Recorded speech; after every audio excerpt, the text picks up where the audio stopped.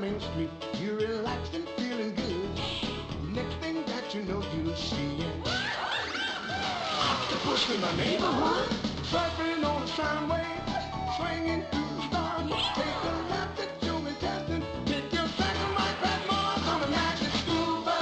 Alligator nostril, climb on the magic scuba. Spank a plankton too, on our magic scuba. Drop the river of lava on a magic scuba. Such a fine thing to do. So strap your bones right to the seat. Come on in and don't be shy. Just to make your day complete. You might get baked into a pie on the magic scuba. Step inside, it's a wilder ride. Come on, ride on the magic scuba. Type in your name and click the go button when you're ready to play.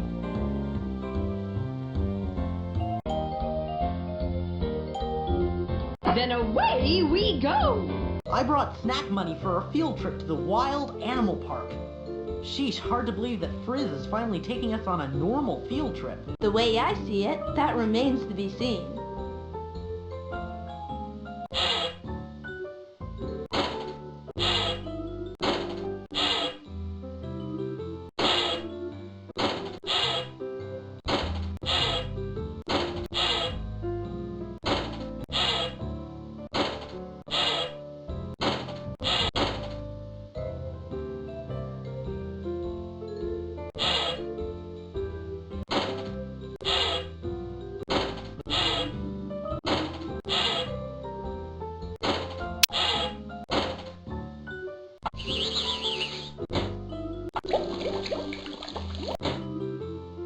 Amphibians and Reptiles by Ralphie.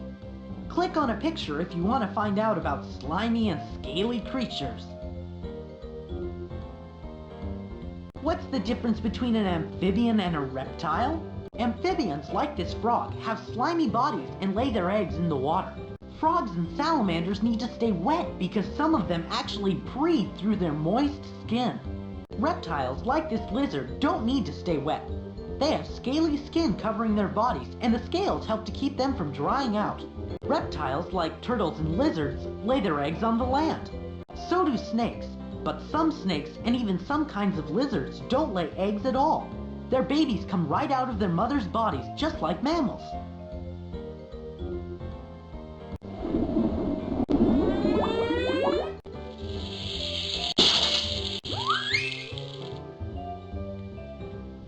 Cold-blooded animals. Animals who need the sun to warm up their bodies are called cold-blooded. It doesn't mean these cold-blooded iguanas are cold, just that their bodies are the same temperatures as the air around them. For most amphibians and reptiles, like this crocodile, who's cooling off in the water with its egg, that works just fine. But maybe not for this little lizard whose feet are burning up on the sand. He's out of here.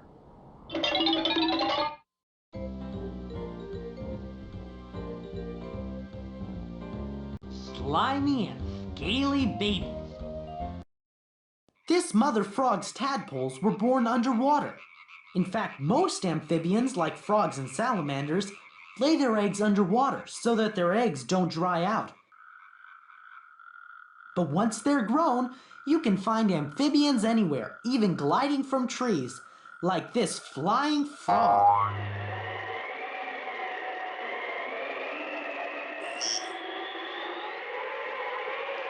Reptiles, on the other hand, like iguanas, skinks, and turtles, lay their eggs up on the land. When the babies hatch, their scaly skin keeps them moist, even in the desert.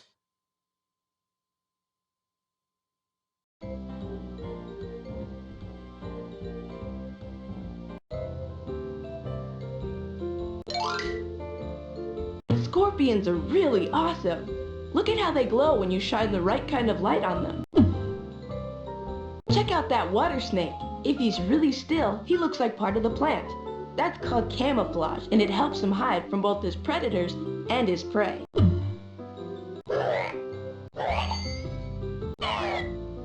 Wow, that lion's teeth look awfully big. It's a good thing too, since he's a carnivore and needs strong, sharp teeth to eat meat.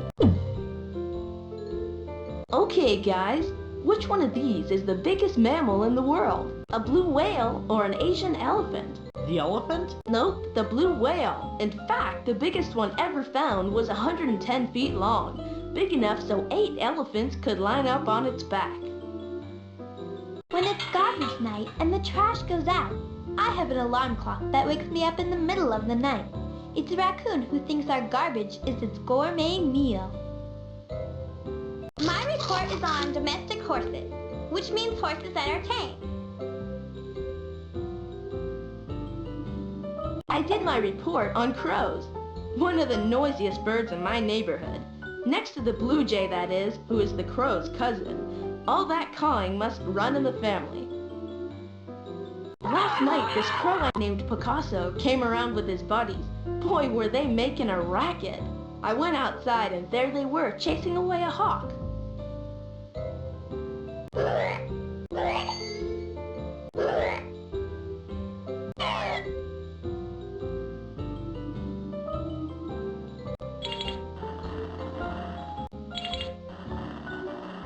That's a longhorned beetle. There are lots of varieties of these guys, but one thing they all have in common is a huge appetite for wood when they're young. Birds by Carlos. A report that is really for the birds. Or about birds, that is. Want to find out about them? Click on a picture. What makes a bird a bird? This is a bird, and this is a bird, and this is a bird. If there's one thing all birds have in common, it's feathers. In fact, they're the only animals that have feathers. Birds also have hollow bones and very light beaks instead of heavy teeth. And why do you think everything about them is so light? So they can fly. But not all birds can fly, like this big ostrich and these penguins. But most birds, all they have to do is flap their wings and take to the sky.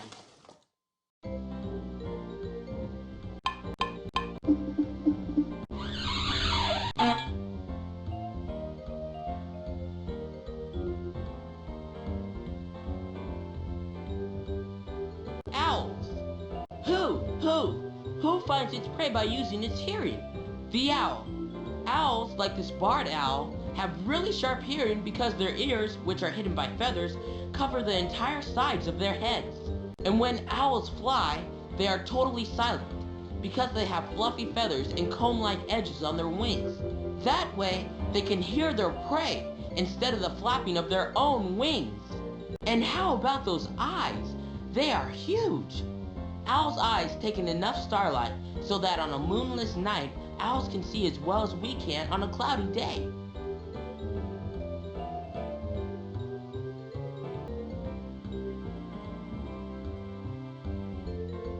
Bird beaks.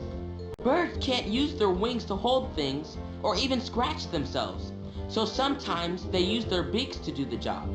This penguin is using its beak to feed its baby chick.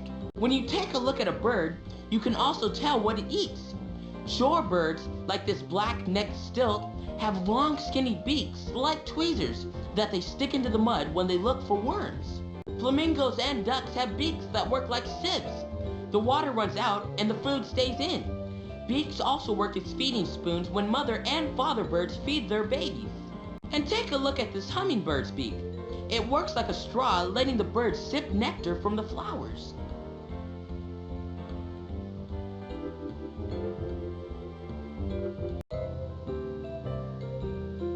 Wanda here, reporting on mammals. Just click on the picture to check it out. What is a mammal? A mammal is a warm-blooded animal with fur, like foxes, seals, and zebras. Mammals come in all shapes and sizes, from little to giant. Some live on land and some live in the sea. But no matter where they live, all mammals breathe air. When mammal babies are born, they don't hatch from eggs. They're born live right from the mother. Mammals take really good care of their babies, and they feed them milk, just like these cheetahs.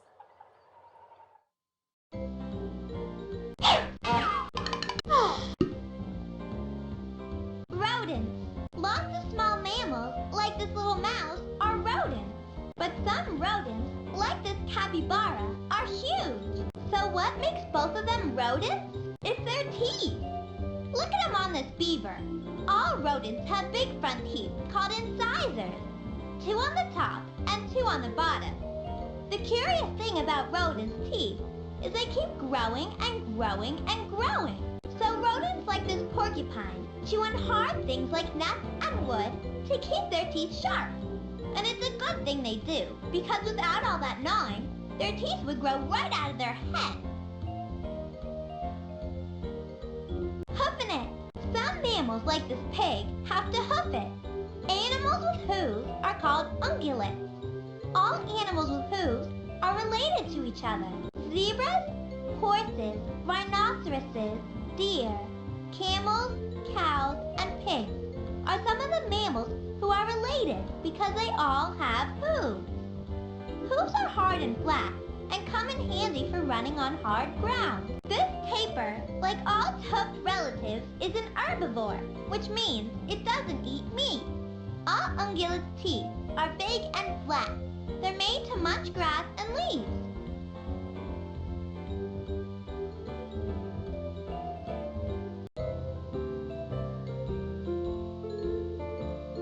Marsupials by Dorothy Ann. Click on a picture if you want to hear my report. Life in a pouch. Believe it or not, this is a baby kangaroo. It was just born and it's crawling up to its mother's pouch where it will nurse and grow. Animals that have pouches are called marsupials. Koalas are also marsupials. So are bandicoots,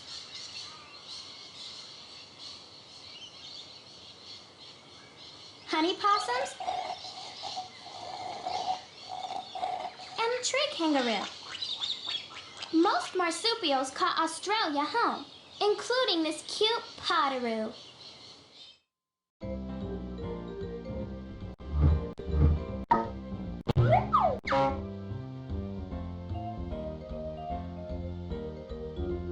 Opossums.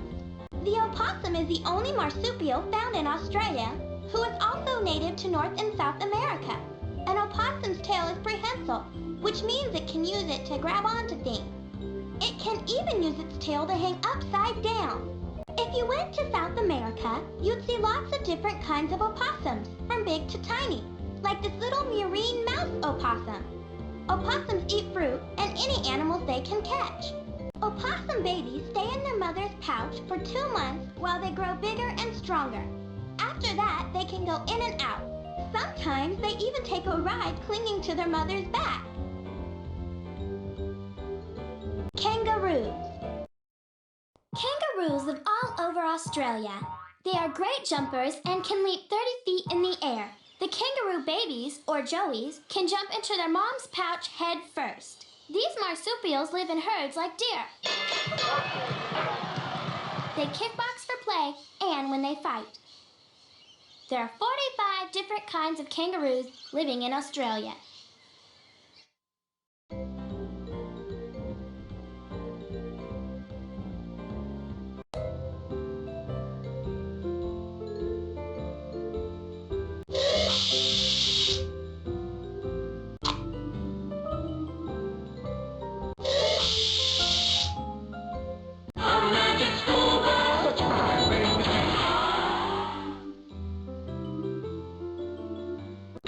Maybe Miss Frizzle forgot about our trip to the wild animal park.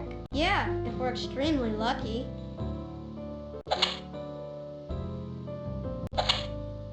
Why have just one pet when you can have a whole farm? These are my ants, and they are amazing to watch. I did my report on my kitten, Mittens. She is a domestic cat, which means she's tame and she's a pet. But she's related to wild cats all over the world. My report is on Zoomer, my dog. There are several hundred breeds of dogs in the world, but there's only one Zoomer. I've always worried about toads. Is it really true if I touch one, I'll get warts? No way, Arnold. But you might get warthogs. Carlos. I did my report on my hamster, Scruffy. Scruffy is a rodent and is related to mice and rats, but I don't hold that against him.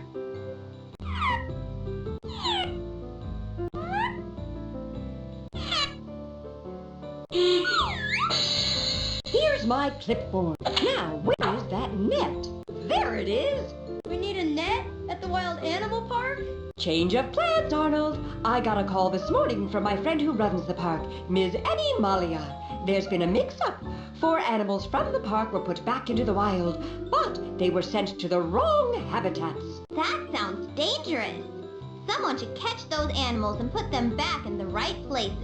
Excellent idea, Keisha. Class, it's time to take a field trip to the animal habitats across the world. Just click on the bus and we'll get going. I knew I should have stayed home today.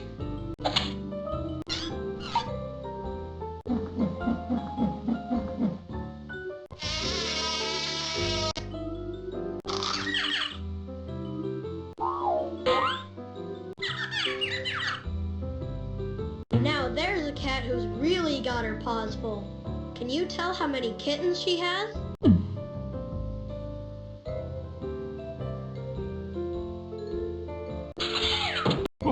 Welcome to the Bone Zone. Call me Bones, Sherlock Bones.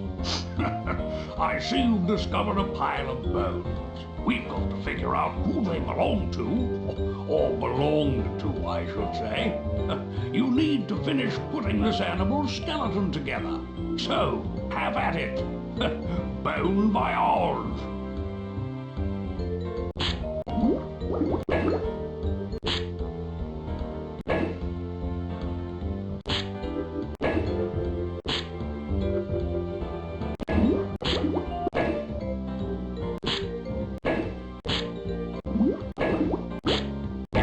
Indeed.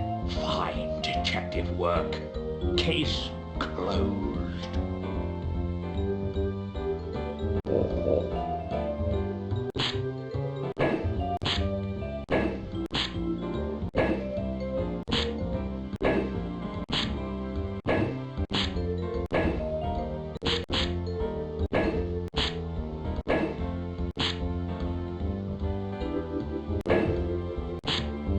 Indeed. Fine detective work. Case closed.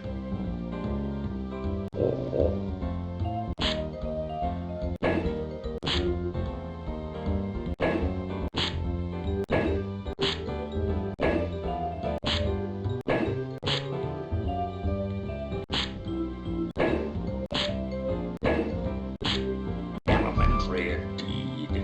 Fine detective work. Case closed.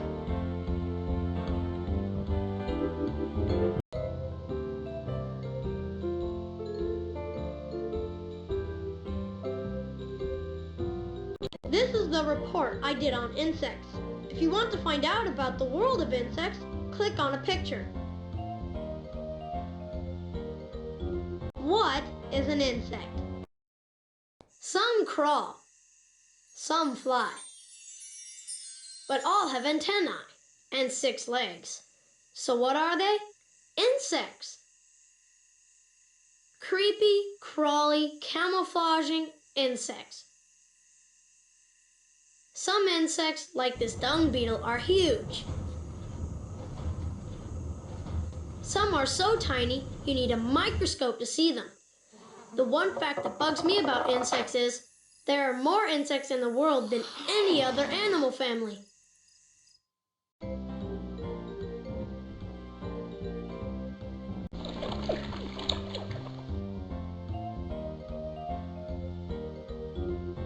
Butterflies. People like me who don't like bugs make an exception for butterflies. This monarch butterfly is still wrapped up in its pupa stage, waiting to come out. It has spent weeks and weeks metamorphosing from a caterpillar. To metamorphose means to change. And here it comes, a butterfly breaking out of its cocoon. Just another few seconds and it's a colorful monarch butterfly. And why are butterflies colorful? The colors help them to attract a mate, and they also let predators know that they taste awful. And who would have thought something so pretty could could taste so bad. Dragonflies. Dragonflies begin their life in the water, and they are awesome predators. When they're young, they can shoot out their jaw with lightning speed and catch other insects, or even tiny fish with their clawed lip. Talk about bug-eyed, or compound bug-eyed that is. Compound eyes are actually made up of hundreds of tiny eyes that help the dragonflies see movement in all directions at the same time. That way, when they're flying, they can easily spot other bugs they want to turn into breakfast. Then zap! Dragonflies have been on this earth for millions of years. This fossil could even be as much as 300 million years old. At that time, way before the dinosaurs, some dragonflies had wingspans of up to 3 feet wide. Now that's what I call a big bug.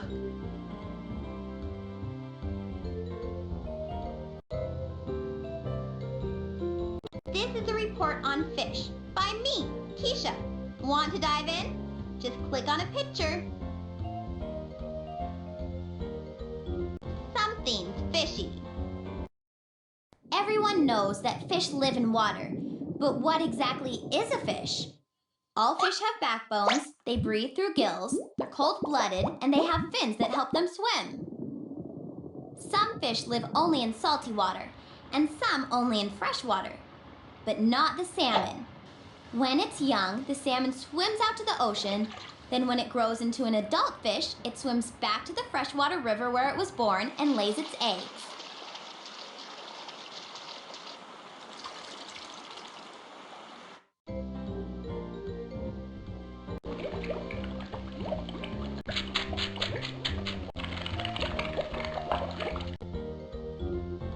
The coral reef.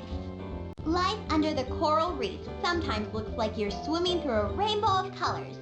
It's also a safe place for fish to live, far away from the big, hungry, open water fish like sharks and tuna. Saddleback butterfly fish like these eat the coral polyps that grow on the reef. When saddleback butterfly fish travel together, it's hard to tell when one fish ends and the next fish begins. This long yellow trumpet fish follows the angelfish wherever it goes, and not because they're friends. When angelfish eat coral, it forces the small sea creatures who live in the coral to leave. When these sea creatures scurry out from the coral, the trumpet fish swoops down and grabs them. Amazing but true fish tales. Under the sea, there are fish and other creatures that are stranger than even I can imagine. Like these sea dragons who look just like the seaweed around them, making it hard for their enemies to find them. Clownfish, like this one, protect themselves by living inside stinging anemones. But for some reason, they never get stung. Father seahorses, not the mothers, carry their babies in a pouch. Sounds like a fun way to travel to me.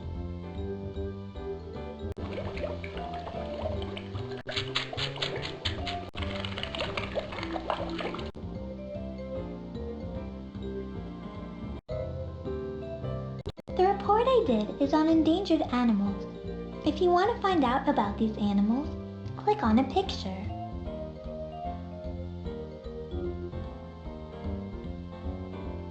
Why animals are endangered. Many animals around the world, like this panda, are endangered. That means that they are in danger of going extinct, disappearing forever, like the dinosaurs. So why do animals like these manatees become endangered? The main reason is the loss of their habitat. Animal habitats are sometimes destroyed so houses and shopping centers can be built, or the forests they live in are cut down for wood.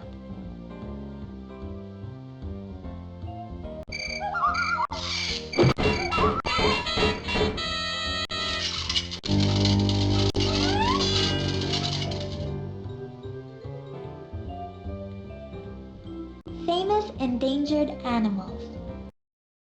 There are some pretty famous animals that have been endangered, like this bald eagle. Animals that are still endangered include snow leopards, elephants, and humpback whales.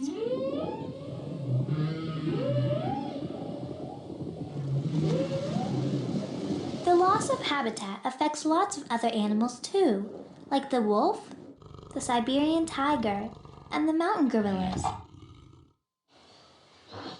It's sad to think that someday the only way we may get to see these creatures is in picture books.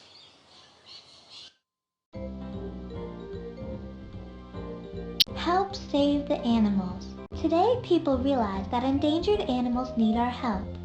Habitats are being saved, so rare animals, like this white rhino, can survive. There are also laws to protect them from being hunted. The United States national bird, the bald eagle, became endangered when DDT, a pesticide used on plants, worked its way into the eagle's food. DDT didn't kill the eagles directly, but it made their eggs break. When scientists figured this out, DDT was banned in the United States. Now that the eagle's eggs are no longer breaking, more and more eagles are being born every day and are growing into strong young birds. If we all keep trying, maybe some of the other animals who are endangered will make a comeback, just like the bald eagle.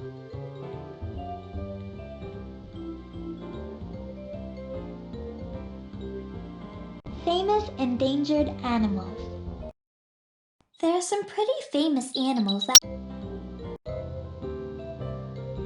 My report is on invertebrates.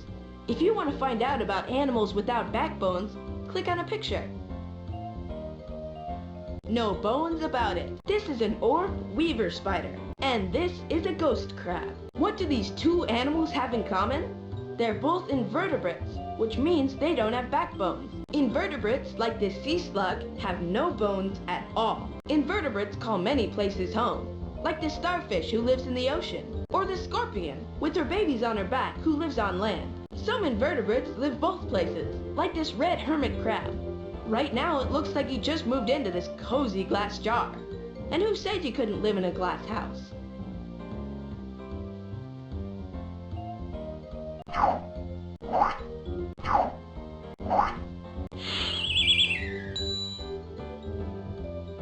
Slimy sea creatures. Some of the coolest and tastiest invertebrates live in the sea. Clams, crabs, and shrimp have shells to protect their slimy bodies. But some soft, slimy sea creatures protect themselves by having bright colors and tasting really bad. Their colors advertise, "Don't eat me." Sea slugs are as beautiful as butterflies and really squishy. They eat prickly sponges and stinging anemones.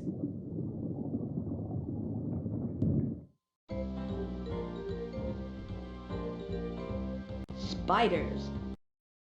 Spiders, like this hairy tarantula, have fangs and 8 legs. These invertebrates spin sticky webs with their silk.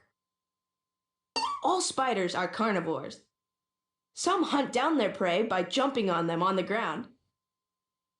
And some, like this one, wait in their web and bam, moth dinner. Or she can wrap it up with her silk and save it for a midnight snack.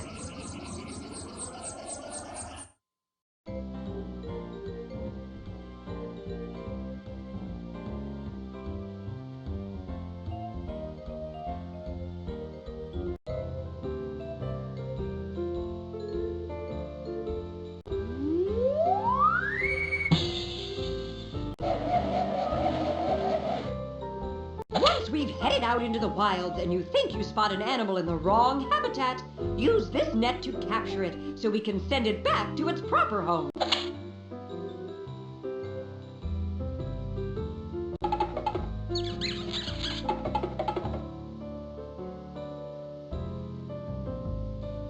I have just one pet, and you can have a whole farm. These are my ants, and they are amazing to watch. Want to play Answer This? Do ants use their antenna to hear, see, or smell? Oh, the frizz taught us this. The answer's on the tip of my nose. You got it, Arnold. They use their antenna to smell stuff, like if we're their friend or their enemy. Plants, keep your eagle eyes open so you can be effective detectives. Bring the clipboard, Liz. We'll need it to check the identities of the misplaced animals. Let's take chances, make mistakes, and go exploring to the bus. You're about to take off on the wildlife ride of your life. To make it official, you need to make a quick stop at the Department of Driver's Licenses. To drive the bus, you need a driver's license. Click on the ladybugs to choose different features for yourself. You can add skin colors and textures by selecting the buttons on the leaves and then sliding the parrot up and down the vine. Then, when you're picture perfect, click on the back arrow and we'll be ready to roll.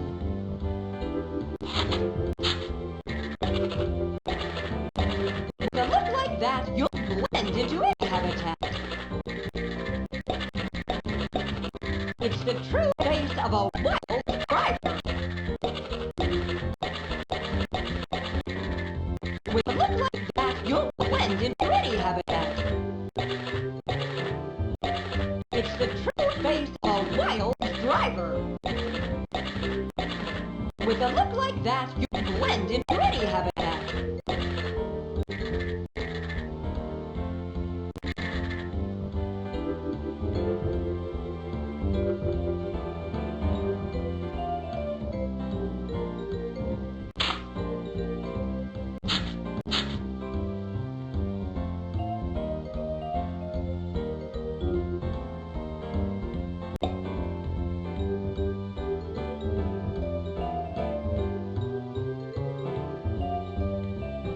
Pick your first destination for animal observation.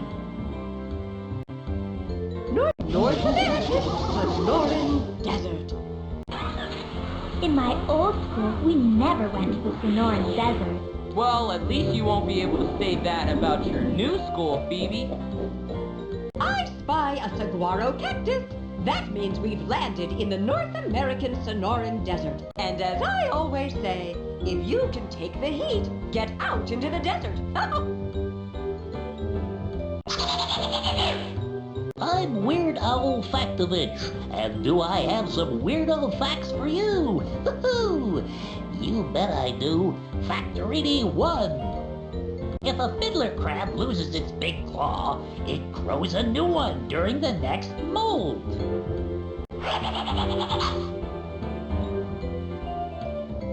To the back of the bus. There's gadgets and gizmos aplenty here. I have only one rule when you're in the back of the bus, and that's to have fun.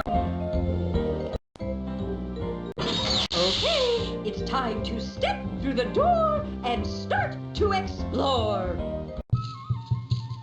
The peccary is a wild pig who can live anywhere from the desert to the rainforest. As long as it's warm, it's a peccary place. The lesser long-nosed bat. In baseball, I've used a long-necked bat, but never one with wings who's got a nose like that. Besides, my bat isn't endangered, and this one is. Faster than a professional racehorse. It's the black-tailed jackrabbit. Meet my buddy, Bobcat. Bobcat for short. His mom didn't name him Bob. He's named that because he's got a short bob tail.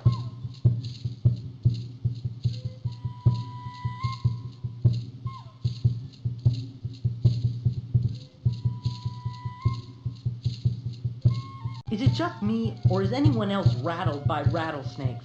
It's not just you, Ralphie. Rattlesnakes are venomous snakes, and if they sink their fangs into you, it could kill you. Oh, great. Do I feel better? I don't think so. Wanda here, reporting on the Coatamundi, sometimes called the desert raccoon. Coatamundis are part of the raccoon family, with an awesome difference. Instead of having a big bushy tail, it has a skinny prehensile tail that it uses to grab things.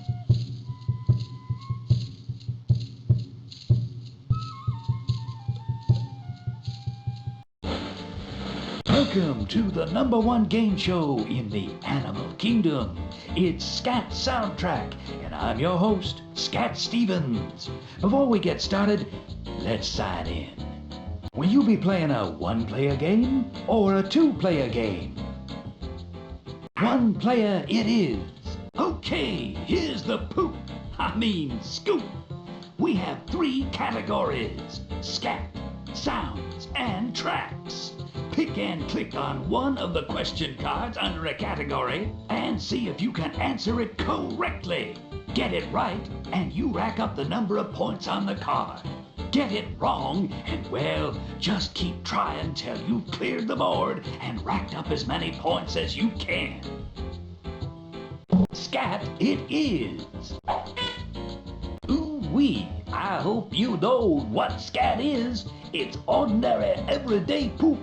Doo-doo, droppings, feces. Everybody makes it. It's the thing we all do. Now, here's your question. For 20 Make no phones about it. There's more to the world than meets the eye. Use these X-ray glasses to examine some of the skeletons that lie beneath mere feathers, scales, or fur.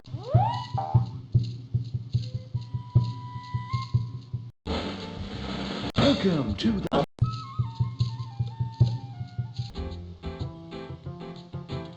Scat it is.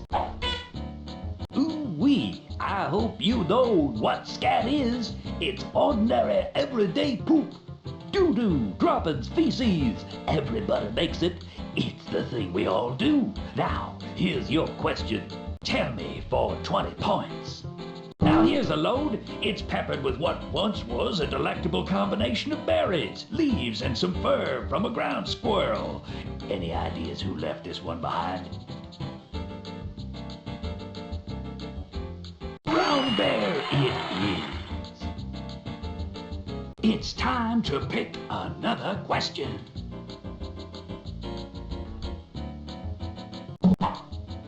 Sound it is. We all know many animals communicate by using sounds.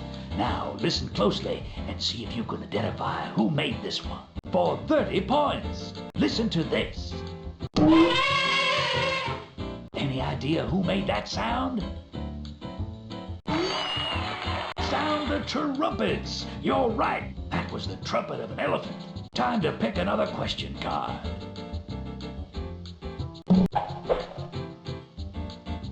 Tracks. Ah, yes. Let's see if we can find out who left these tracks behind. Tell me for 50 points. One of these animals made these tracks. Which one do you think it is?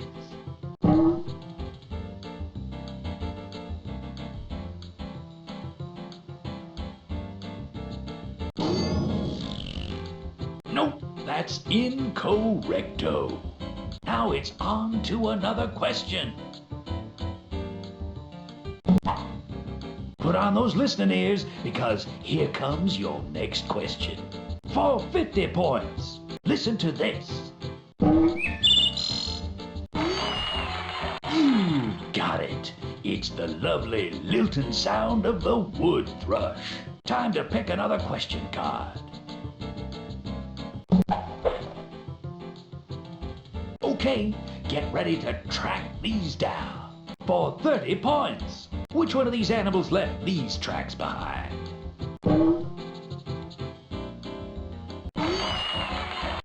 Yow, you got it. The tracks of a domestic cat. Pick another question.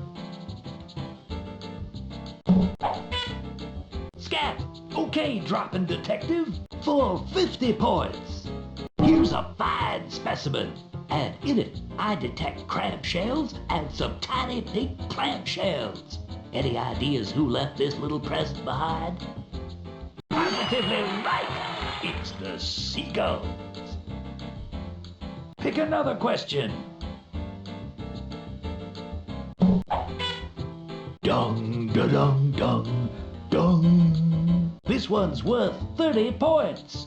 Be you! I'd hate to get some of this stuck on my shoes. Now, let's see what's in it to make it so stinky. Aha! Mice and caribou fur and bones. Any idea who popped the poop? Wolf is absolutely correct. Pick another question. Put on those listening ears, because here comes your next question. Tell me for 20 points. Okay, listen closely. That's right. It's the hoot hoot hoot of the great horned owl. Okay, now for the final question on the board. Tracks it is. This one's worth 20 points. Which one of these animals left these tracks behind?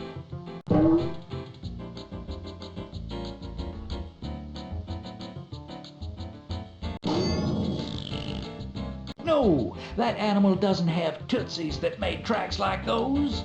Ooh, you missed the final question.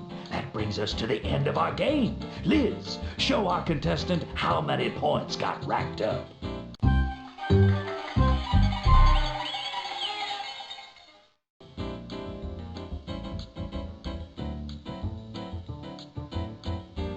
Do you want to play the game again?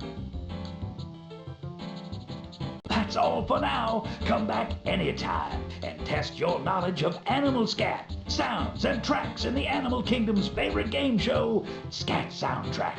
This is Scat Stevens reminding you that you know the poop. Amphibians and reptiles.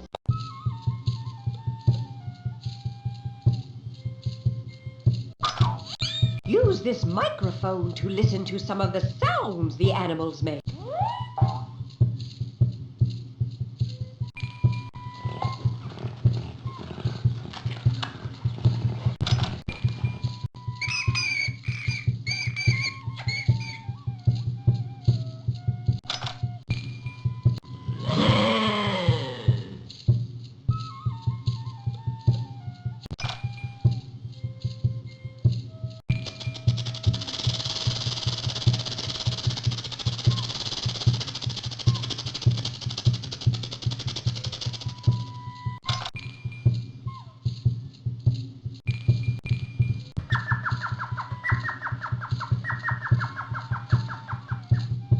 Meet the tiniest owl in the world who lives in the biggest cactus in the world.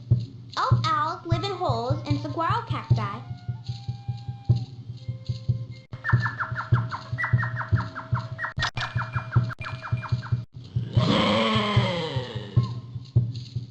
Know what you get if you cross a hot tuna with a poodle? A baked tuna poodle casserole? Nope, a desert pupfish. One of the few fish who actually live in the hot desert. Use this to give magnification to nature's hidden secrets.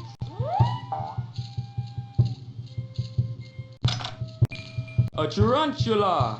I hope it does not bite you on the neck. But if it does, don't worry, because the bite of the tarantula is not deadly.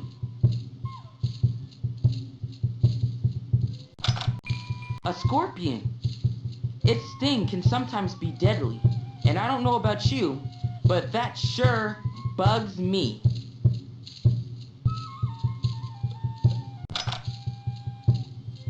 P.U. That piñacate beetle should be called a stink bomb beetle. That smelly spray keeps predators away, and who can blame them?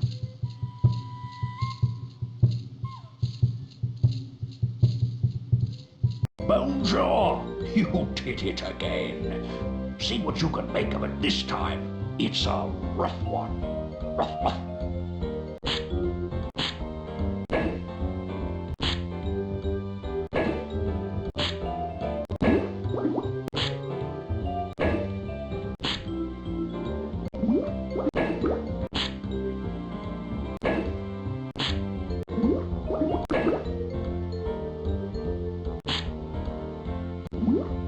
No need to pick a bone, you, if I'm not mistaken. It's a lesser long-nosed bat. In my eyes, you will always be the Bone Master. Case closed. Oh.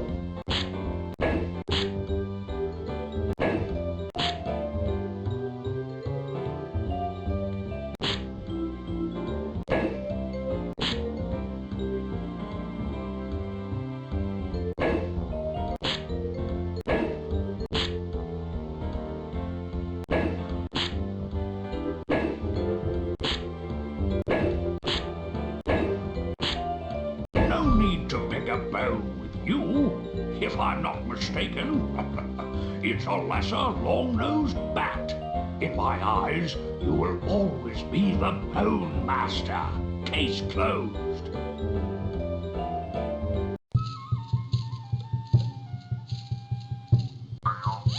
To know a cactus is to go inside a cactus. Let me introduce you to my temporary habitat, the saguaro cactus, an entire ecosystem protected by prickles. A Gila woodpecker pecked a nesting hole in a saguaro cactus. How many nesting holes did the Gila woodpecker peck? One? Yeah, and get this.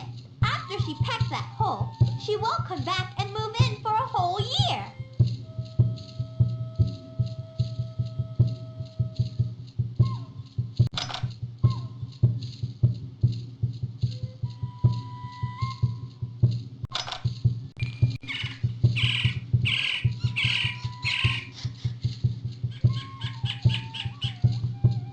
Time to take chances and get creative with our eco posters. There are lots of stickers to choose from. Want to add some animals from the habitat to the mix? Here's a hint. Every time you click on an animal out in the wild, you'll earn a sticker of that animal here in your book. Have fun!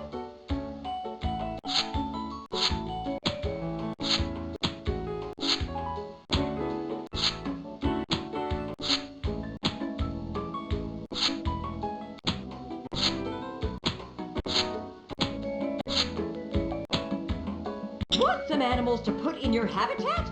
First, you have to go back into the wild and find some. Click on an animal out there, and it shows up in here. Use that tool. Have a bowl. It'll make the sticker small.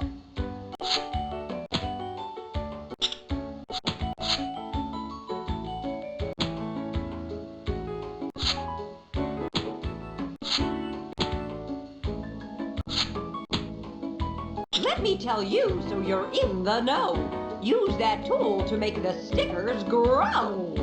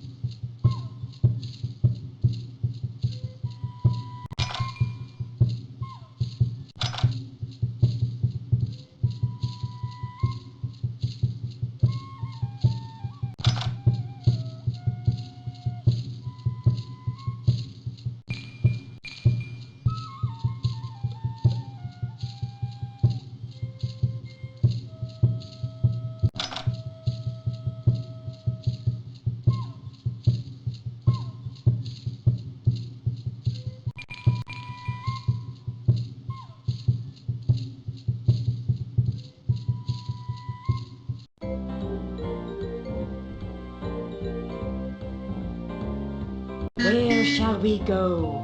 That's where we are right now. If you're ready to do a little more exploring, you can pick another place to go. North American Swamp. North American Swamp. Aren't there lots of mosquitoes in the North American swamp? Of course, Arnold. The frogs need something to eat, you know. So do the mosquitoes. And I have a feeling I'm about to be dinner. Say hello to the North American Swamp, where the world comes alive at night. Lucky for you, the moon is full to bring light to these mysterious wetlands.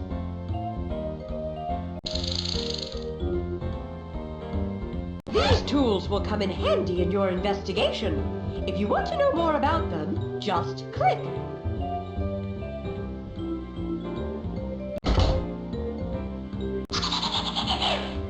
Woohoo! Here's a bizarro fact for you. Snakes don't have eyelids. They sleep with their eyes open.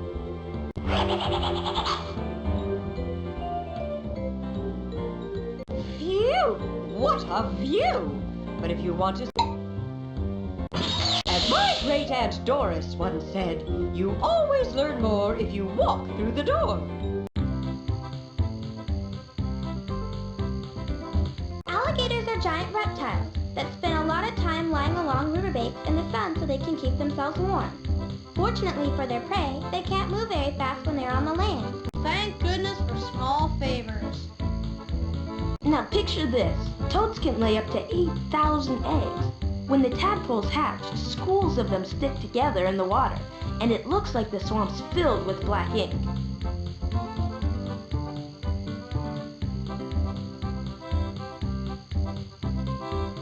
At least if you're going to be a frog, Arnold, you're an American bullfrog. They're the biggest frog in the swamp. 8 inches long? You think that's big? Maybe it's not much if you're a kid, but if you're a bullfrog, it makes you big frog on campus.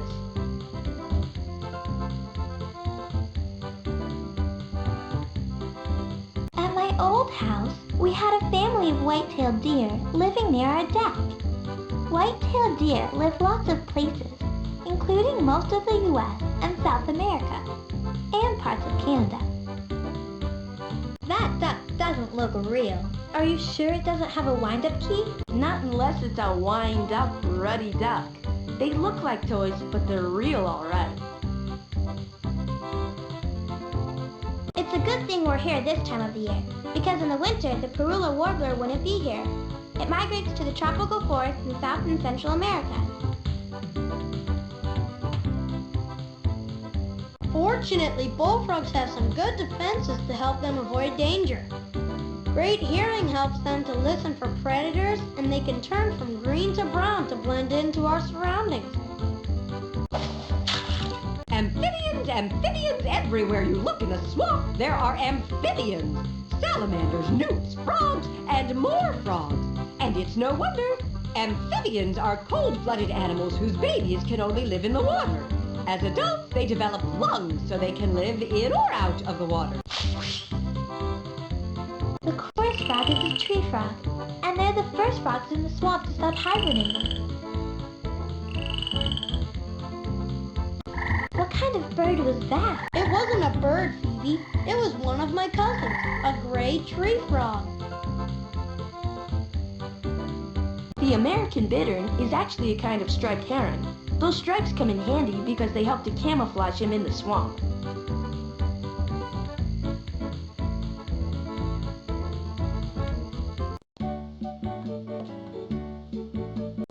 Help Arnold gobble up those delicious flies by moving him around the pond. All you have to do is click where you want him to go. But watch out for those hungry, snapping turtles. They just love to have him for lunch. If Arnold really gets in trouble, you can click on one of the lily pads and he'll hop up there. But be careful. He can't stay there for too long. Need help? Click on the question mark. Good luck. Oh, great. I knew I should have stayed home today.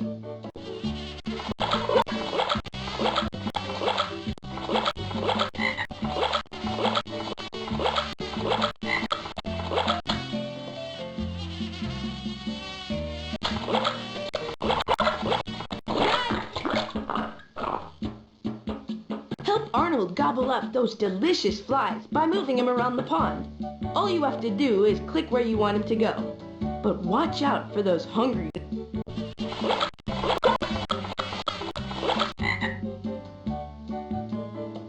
Here I go again.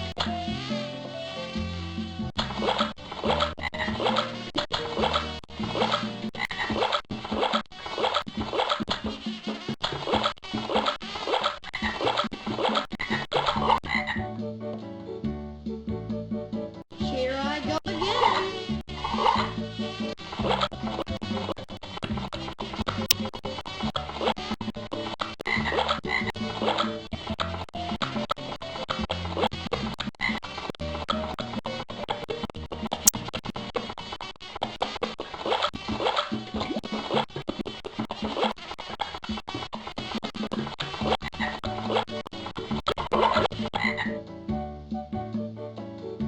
Here I go again.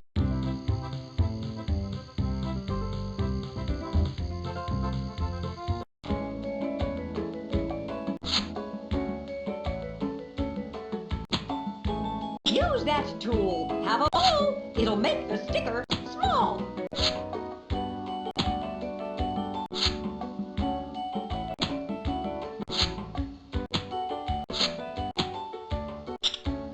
Want some animals to put in your habitat?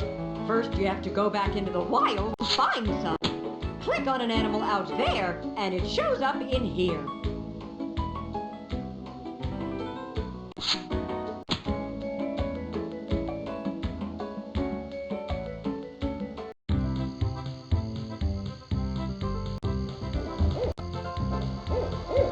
How does the Cope's tree frog cope with being potential breakfast for other swamp animals?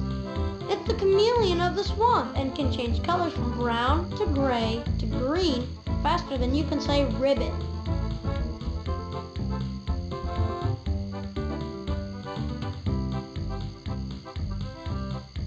Bonjour! You did it again. See what you can make of it this time. It's a rough one. Rough, rough.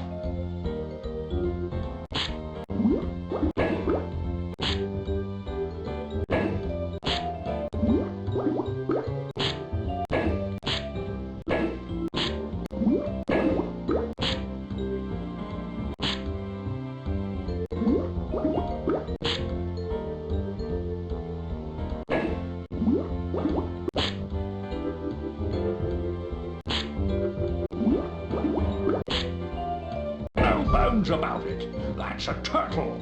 You get the Sherlock Bones tail wag of approval. Case closed.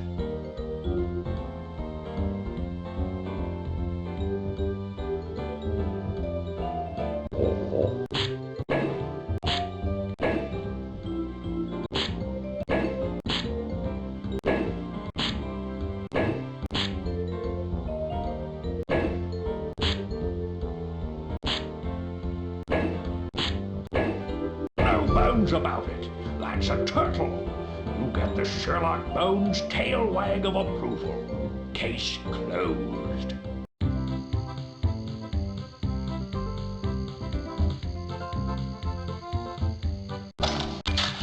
If you spot an animal that doesn't belong in this habitat, click this net on it so we can send it back to its proper home.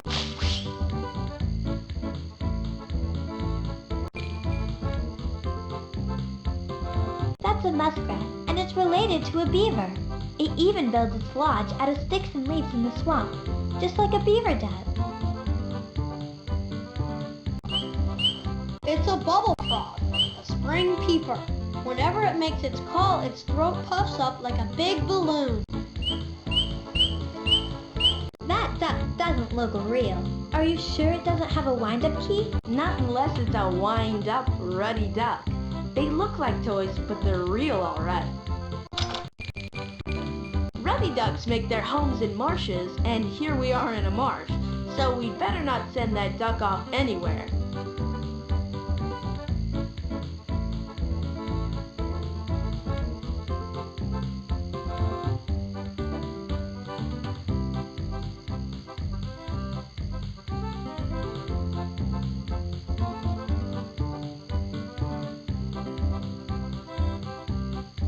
Alligators are giant reptiles that spend a lot of time lying along riverbanks in the sun so they can keep themselves warm. Fortunately for their prey, they can't move very fast when they're on the land. Thank goodness for small favors.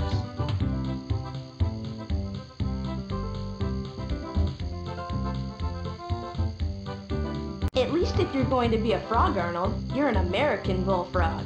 They're the biggest frog in the swamp. 8 inches long? You think that's big? Maybe it's not much if you're a kid, but if you're a bullfrog, it makes you big frog on campus. The American bittern is actually a kind of striped heron. Those stripes come in handy because they help to camouflage him in the swamp. Amphibians, amphibians, everywhere you look in the swamp, there are amphibians. Salamanders, newts, frogs, and more frogs. And it's no wonder. Amphibians are cold-blooded animals whose babies can only live in the water. As adults, they develop lungs so they can live in or out of the water. With long legs like that, that American bittern is made for standing in the water so it can fish. It's right where it belongs. What kind of bird was that? It wasn't a bird, Phoebe. It was one of my cousins, a gray tree frog.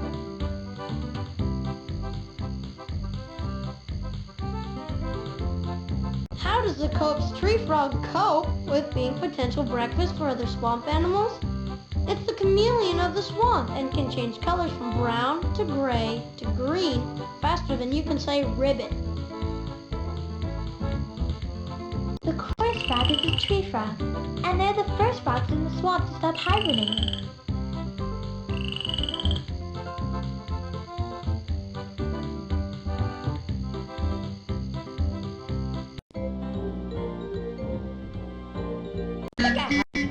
North America's Sonoran Desert. Sonoran Desert. Try to step outside, take chances, and get messy.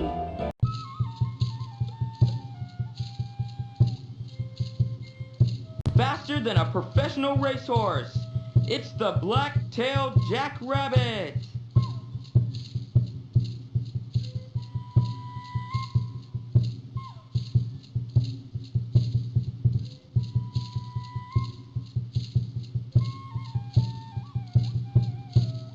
Can you believe it, Ralphie?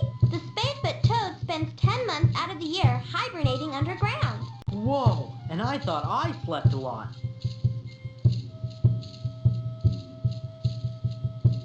Wanda here, reporting on the Coati-mundi, sometimes called the desert raccoon. Coati-mundis are part of the raccoon family, with an awesome difference. Instead of having a big bushy tail, it has a skinny prehensile tail that it uses to grab things. According to my research, the kangaroo rat never ever drinks water. It gets all the water it needs from eating dry seeds.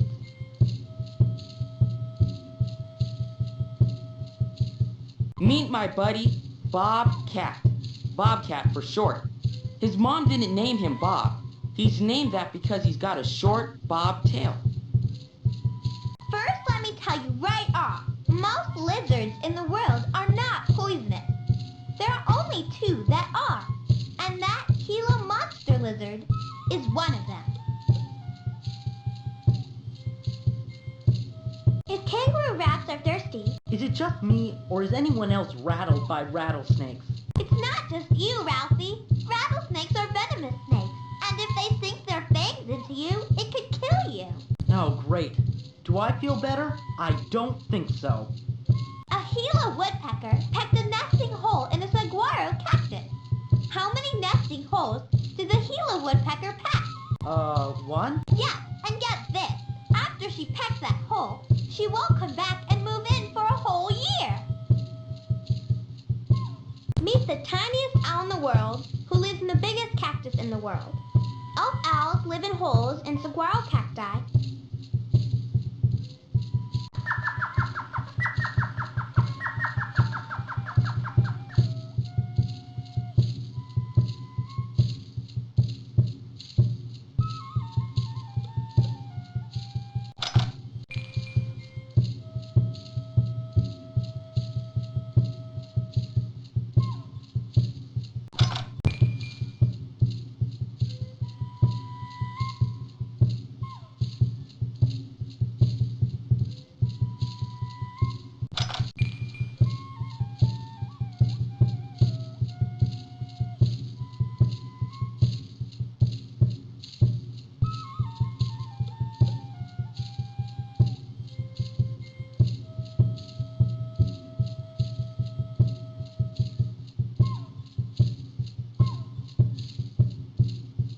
The black-tailed jackrabbit can run 50 miles an hour.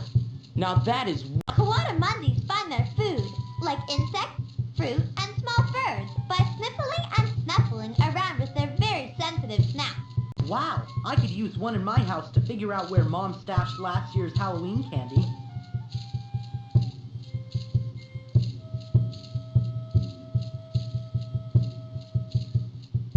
Know what you get if you cross a hot tuna with a poodle? A baked tuna poodle casserole? Nope, a desert pupfish. One of the few fish who actually live in the hot desert.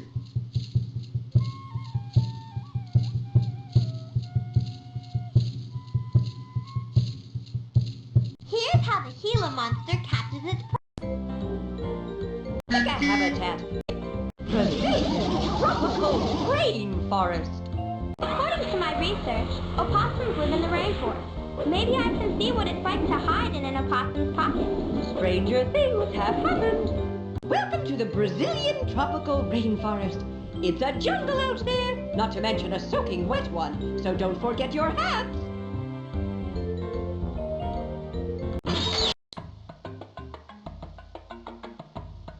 That tapir looks like a pig. According to my research, Carlos, they're not related to pigs at all. They're relatives of horses, zebras, and rhinoceroses. The capybara is the biggest rodent in the world, cousin to Arnold's hamster. And big enough to eat Arnold's hamster. Maybe, but just like Scruffy, the capybara is a vegetarian. Is it just me, or is it not too safe to go into the water? I wouldn't touch that water with a 10-foot pole, Ralphie. That's a piranha, a freshwater river fish known to eat through a 250-pound capybara in less than a minute. And I thought I was a fast eater. Red alert! Poison dart frog dead ahead! You're not kidding about the dead part, Ralphie. The Choco Indians used the frog's poison on their hunting darts to hunt animals.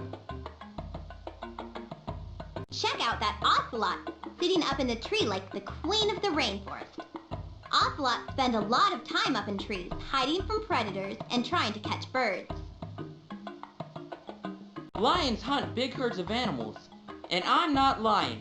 That's just what I heard.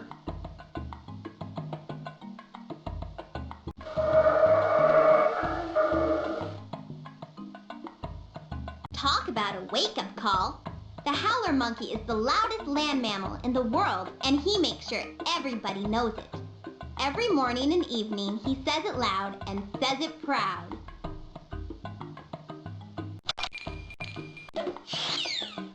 Woohoo! Excellent observation. That lion is certainly lying around the wrong environment.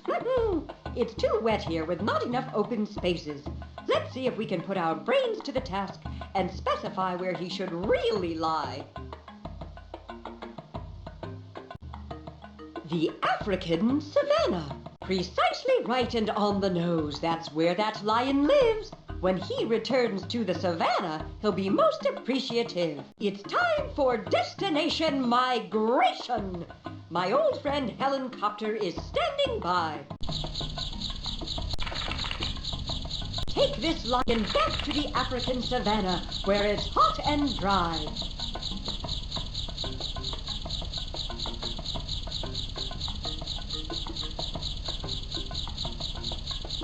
Congratulations! 1 animal found and 3 to go. For finding and sending one animal to its proper habitat, you've earned the honorable Nature Ranger Scout Award. If you'd like, you can print it out to remind you of your noble deed.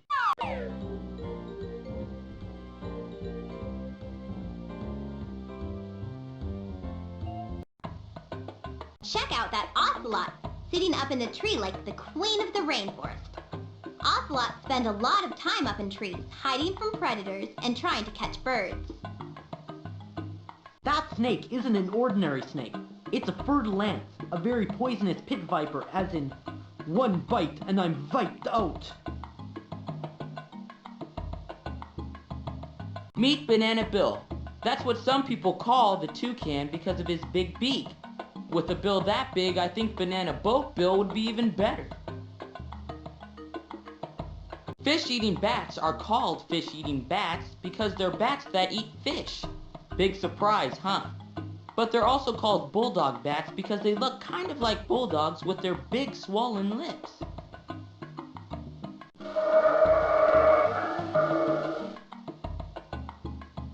Talk about a wake-up call.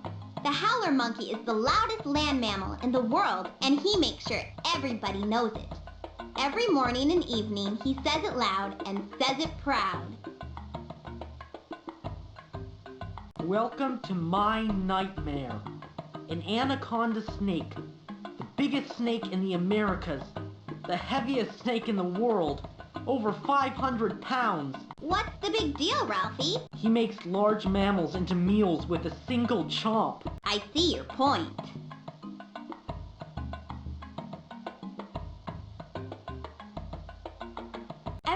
possum? That's when you keep perfectly still and pretend to be dead. That's what opossums do when they're being attacked by a predator. If a predator thinks the opossum's already dead, it leaves the opossum alone.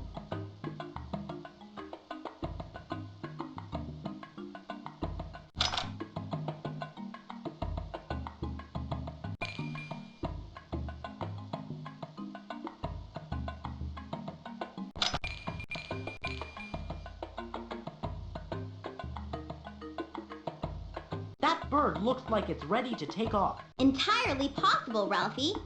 Blackburnian warblers leave the rainforest every spring and spend their summers in the northern U.S. and Canada. They fly about 7,000 miles. Whoa, and I thought my arms got tired playing basketball. The capybara is the biggest rodent in the world. Cousin. I, Keisha, the baby anaconda, am about to be passed from snake to snake in this game of swinging snakes. Keisha's going to need help to get to the other side of the river. That's where you come in. When you click on the snake holding Keisha, it will pass her to the next snake. You have to make sure the next snake is close enough to catch her, otherwise Keisha will fall in the water. Don't worry, I can swim. Hey, it's your wet snakeskin, Quiche.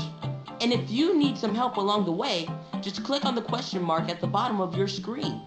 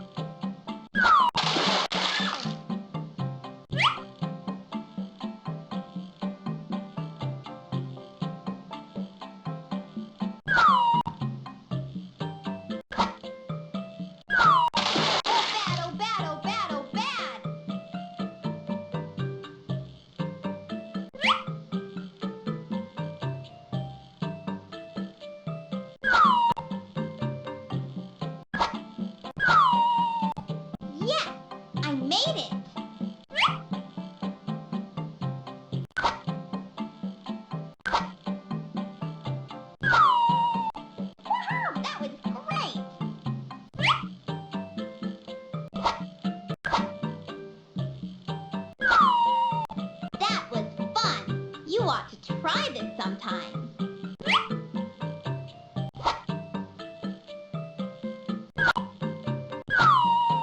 All right, way cool.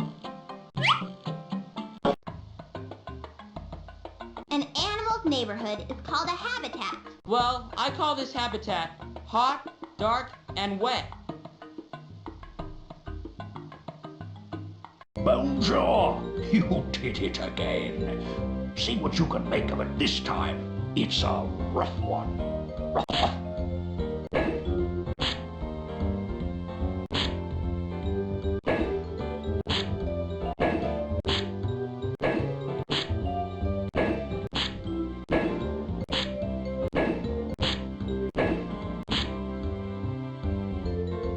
I believe that's the skeleton of a bona fide howler monkey. If I wasn't a dignified dog, I'd lick you in appreciation. Case closed.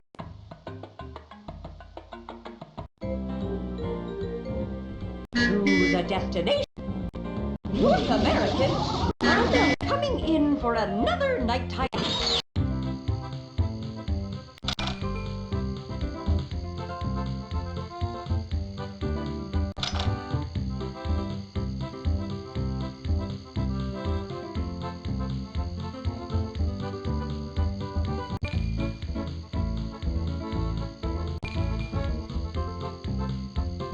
I'm in love with a big bullfrog. A big bullfrog, that's me. Ribbit, ribbit. Oh, this is so embarrassing. A swamp is a land that is almost completely soaked in water. It's always muddy in a swamp, which is why these hip boots come in handy. Check out this swamp. The full moon, all that moss hanging down. I want to sketch this place. Could you leave me out of the picture, Tim? I don't want to be reminded that I spent a night eating bugs.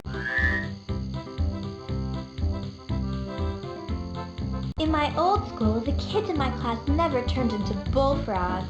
I wonder if my parents would let me transfer to your old school, Phoebe.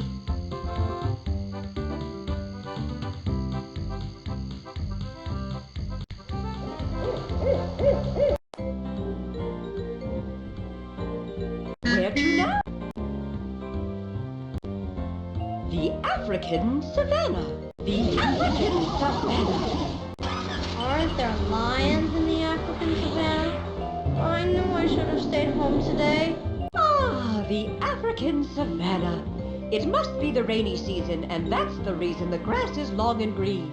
But come the dry season, that grass will turn as brown as the fur of a wildebeest. We have company, or more precisely, I think we're the company. Let's go outside to have a look around. Factorama fabulosa, coming right up. The only two mammals on the planet that lay eggs are the platypus and its cousin, the echidna.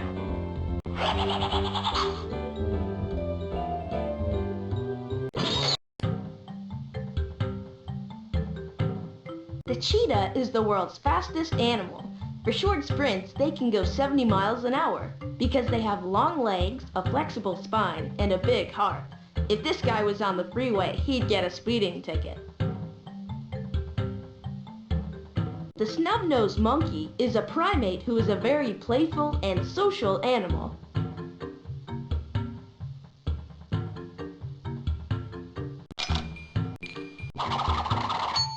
Excellent deduction. The savanna is much too hot and dry for this snub-nosed monkey.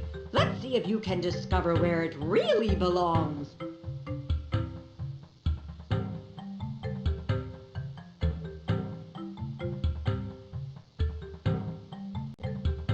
The Himalayan mountains. In the Himalayan mountains is where this monkey belongs. Now tell me, is it really true that you knew that all along? Come in, Helen.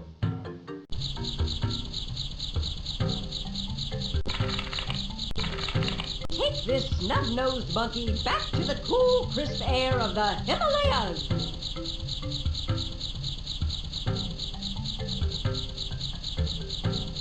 Excellent job. Just two more misplaced animals to find. It's the esteemed Dynamite Detective Award, given in recognition of your achievement in finding and sending two animals to their proper habitats.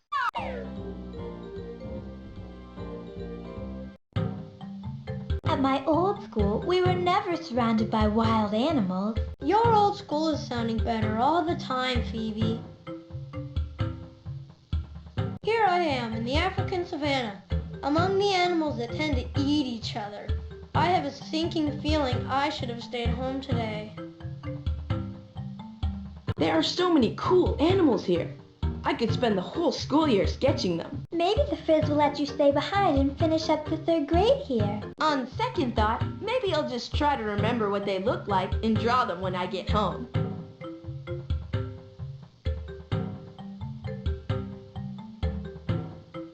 Elephants have no natural predators, and you want to know why? Because they are so huge. Nobody but nobody wants to mess with someone the size of an elephant. Okay, do cattle egrets ride on the backs of big mammals because they want a free ride, because they're trying to keep their feet warm, or because they think the animals are a chain of fast food restaurants? It would have to be the last one, Tim. Yep, they like to pick ticks off the animals' backs and call it dinner. And for that right answer, you win a free beak full of bugs. That green mamba snake is a reptile who's poisonous, but fortunately is also very shy.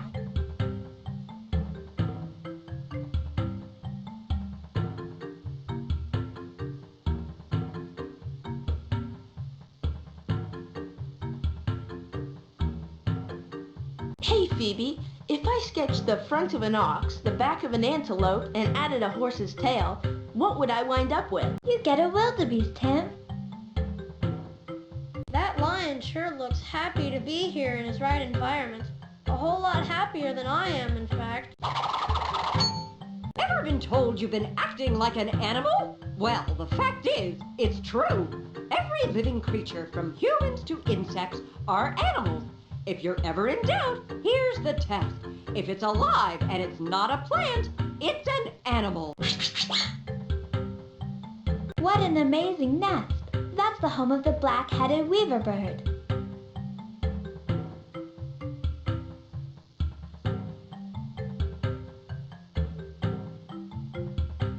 Giraffes can stick their tongues way out, curling them up to grab leaves. Prehensile is what the Frizz called it. And how far can they stick them out? Far enough to look way up inside their noses. Zebras are really just like horses with stripes. And just like horses, they have hooves. But instead of whinnying like horses, they bray like donkeys.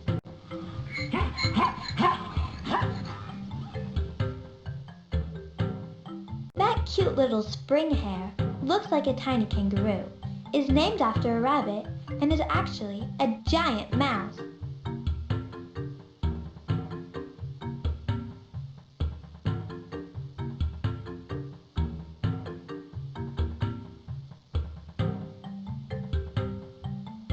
Warthogs are swine, and like their cousin the pig, they don't have much hair on their bodies. Boy, oh boy. I know beauty is in the eye of the beholder, but warthogs sure are ugly.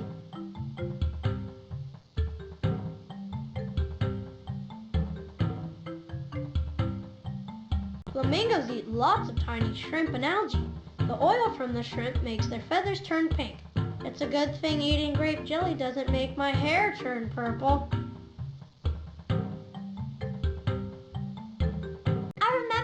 A lion kill a wildebeest on a TV show. It suffocates the wildebeest by biting its neck and clamping its jaws over its throat. Oh, great. Now I know I should have stayed home today. Do animals talk? Not exactly. Except, of course, for humans and the occasional trained parrot. But many animals do use sounds to communicate, and they have other handy skills that do the trick, like leaving behind a scent or by using body movements.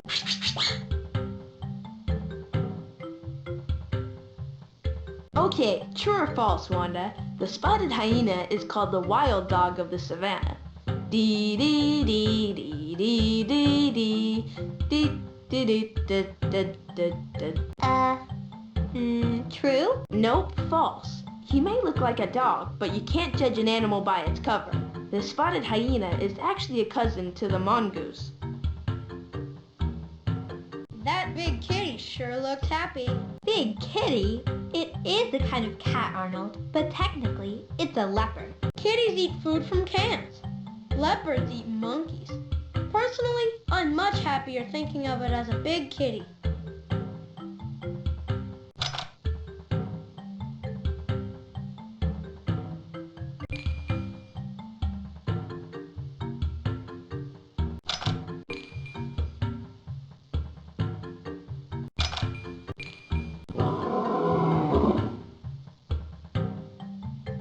Zebras roam the plains and eat the tops of the grass.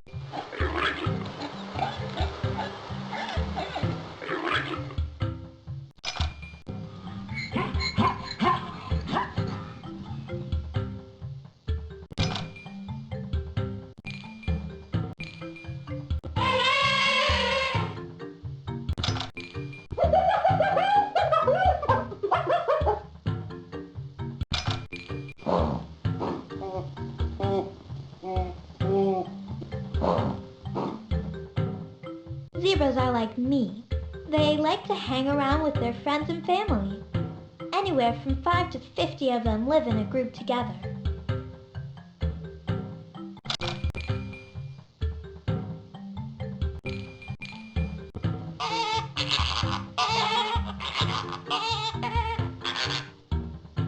That's a cichlid fish. There are lots of different kinds of them in African lakes. They used to be all the same fish, but when droughts made the lakes dry up into lots of little puddles, over time, the fish living in the different puddles changed and became new species.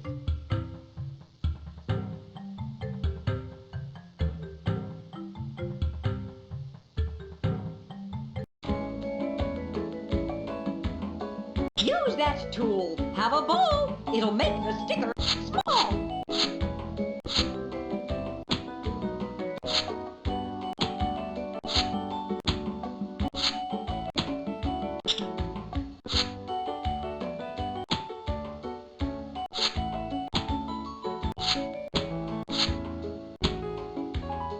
Let me tell you so you're in the know. Use that tool to make the stickers grow.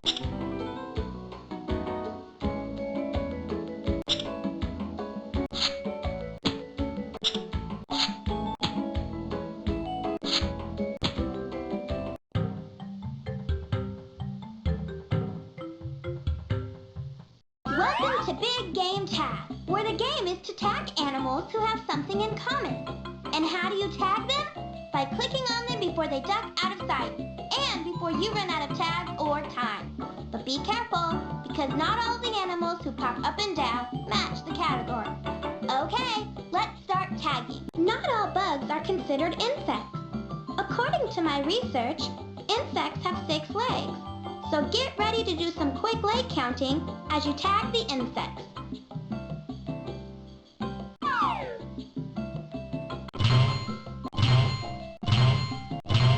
Wow! Great job! You tagged the insects. Insects have adapted to live almost anywhere in the world. Next category coming up. Animals who are vegetarians are called herbivores. See if you can tag all the animals who eat only plants.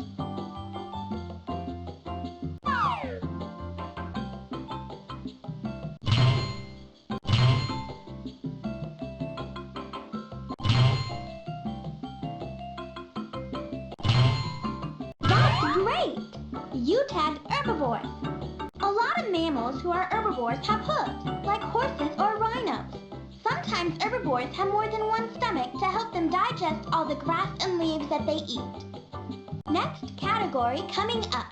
Now get ready to tag the water animals, the ones who live in and around water. Here they come.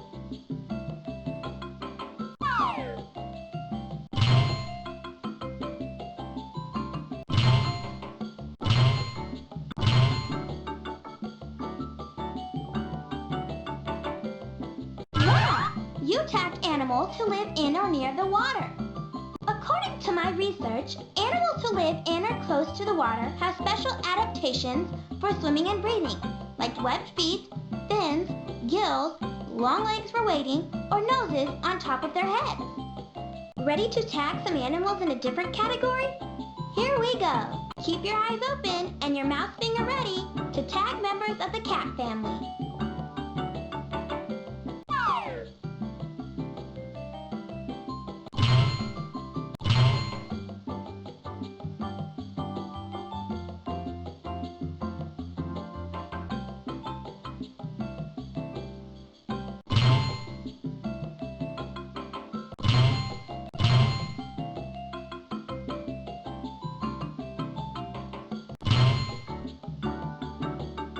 Meow!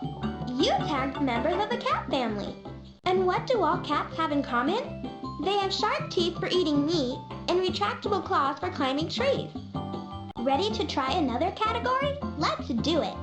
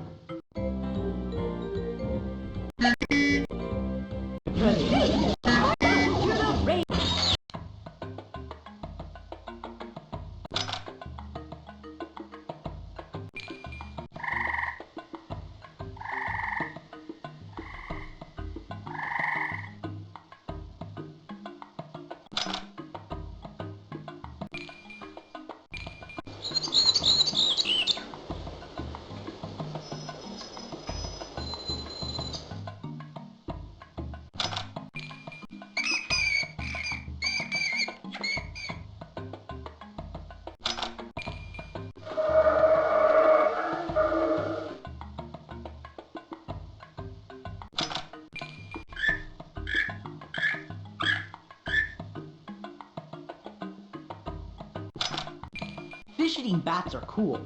Wish I had a ball-eating bat. That would be even cooler. Now where was I? Oh yeah, this bat, it lives right here in this rainforest.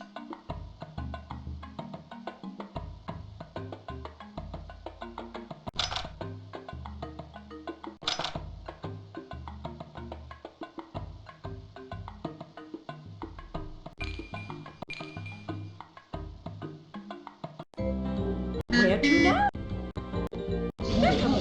Arctic tundra and ocean. Check this out. We're headed for the Arctic tundra. I'm glad I brought my new down jacket.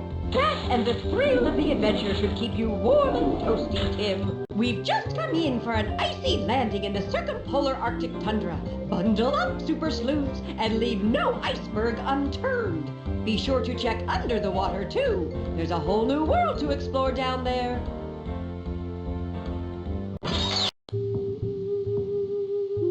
Check out that humongous fish. That's no fish, Ralphie. It's an orca whale. It's actually a mammal. It breathes air, it's warm-blooded, and it nurses its babies.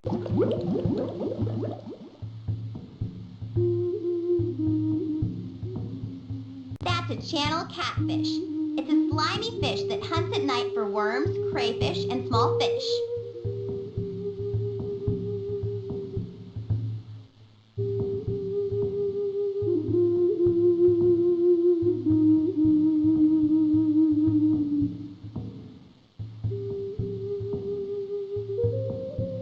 Not too many fish can do what the salmon does. They can live in freshwater and saltwater. Isn't it hard for the salmon to get from the ocean back to the fresh water? Oh, that's nothing. You should see them when they have to jump up waterfalls. They could make the Olympic team if they weren't fish.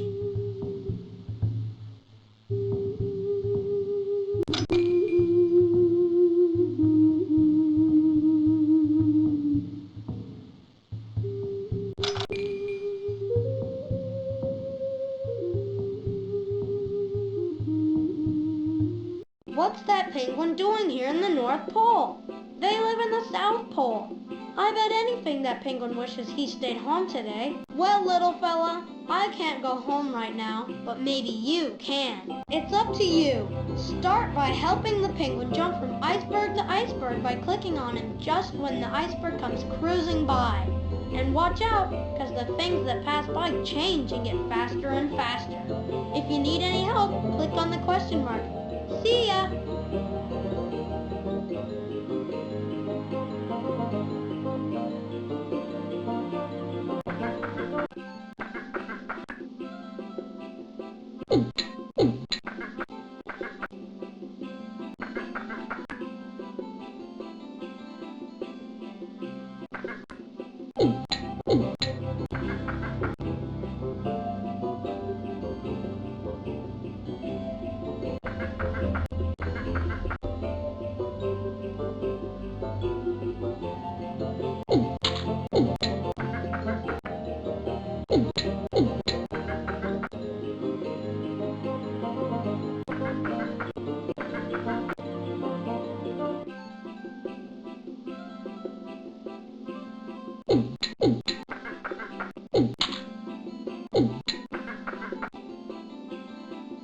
You're getting there. Keep it up.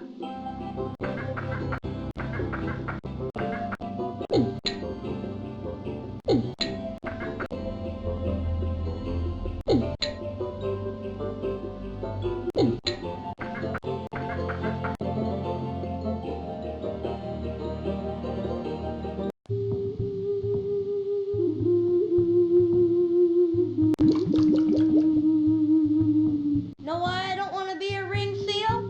Because polar bears eat them for dinner.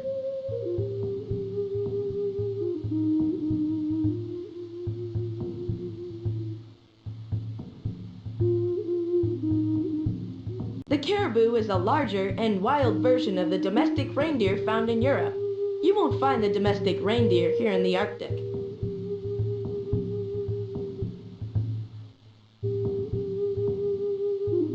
Puffins are similar to penguins, except they can fly.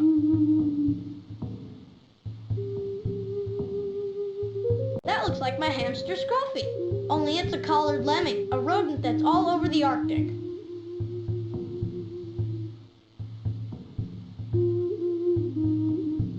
Aren't you freezing out there, Wanda? No way, because otters spend most of their time swimming in the water. We have a thick coat that traps air bubbles, keeping us warm. Wimbrels have the right idea. They spend summers in the Arctic. When things get too cold, they head south. Incoming! For some animals, hibernation is the only way they can survive the cold of winter. When winter hits, insects aren't active, plants stop growing, and some mammals take a long winter nap so they don't starve. Wimbrels come to the Arctic to build their nests and hatch their babies because there aren't as many predators here, and there are lots of bugs to eat in the summer.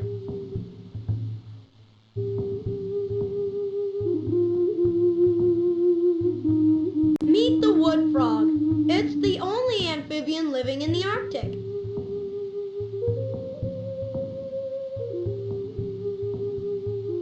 Talk about long-distance flying! The Arctic tern migrates every year to the Antarctic and back for a total round trip of 21,750 miles.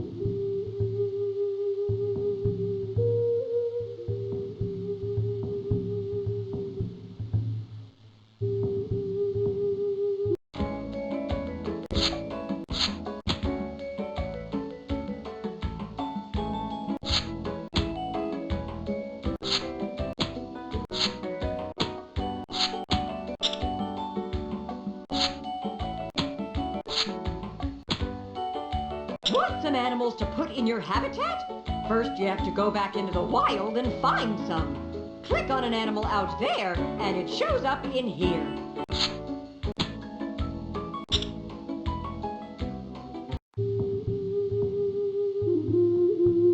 That fox sure looks tiny.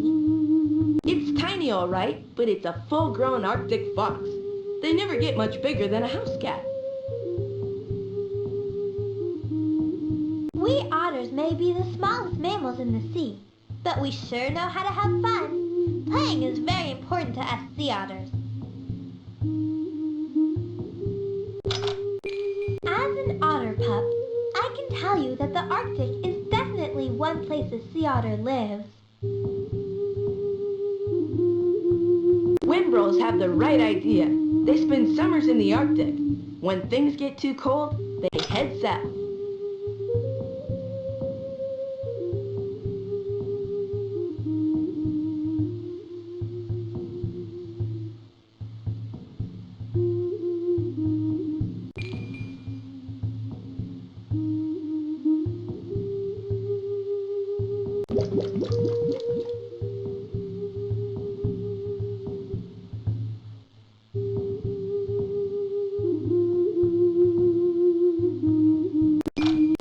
That animal is right where it belongs. Bonjour! You did it again. See what you can make of it this time. It's a rough one. Rough, rough.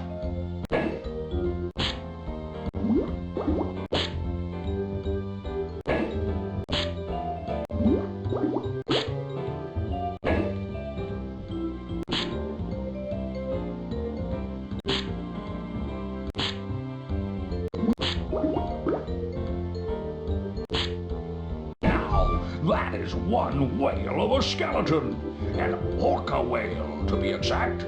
That was rough. Case closed.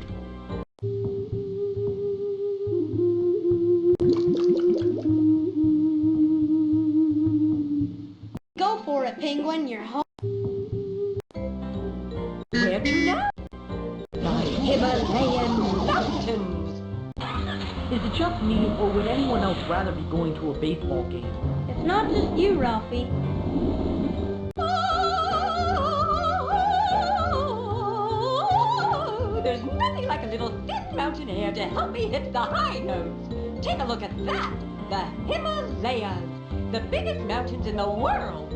Well, as my great uncle Mike used to say, there's no sense sitting around when you can put on your boots and take a hike. It's an amazing place out there. Hey, little monkey. Bet you're glad to be out of the hot savanna. What's with that fan doohickey on that hoopoe's head? Hoopoes open that up when they land on something, or when they're angry or excited. Look at that little red raccoon. It's so cute. Sorry, Arnold, that's not a raccoon. It's a red panda, cousin to the raccoon and to the giant panda. And don't get too close, it's very shy. No animal lives higher up in the Himalayas or even the world than the yak, who is the cattle of the mountains.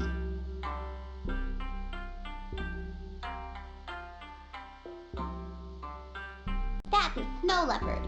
I guess he must like to hang out in the snow all the time. No, just some of the time. He likes to be in the mountains in the winter and the meadow in the summer. That ibex is a kind of wild goat. Kids need hiking boots to make it up mountains like that, but ibexes have split hooves that help them climb. At my old school, we never went on field trips to visit venomous snakes. Fortunately, although the adder is poisonous, it can't kill humans. Phoebe, you sure know how to make my day.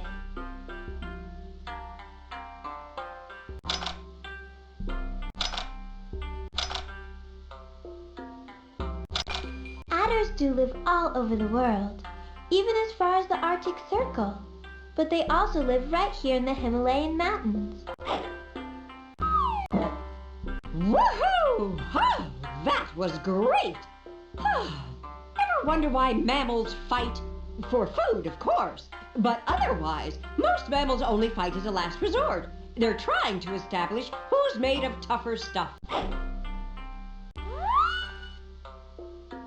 The male ibexes have big horns and the females have little ones. And this is the coolest thing about their horns. If you want to know how old an ibex is, just count the sections on their horns. That's some beak those birds have. Just call them the Hoopoe's custom-made bug catchers.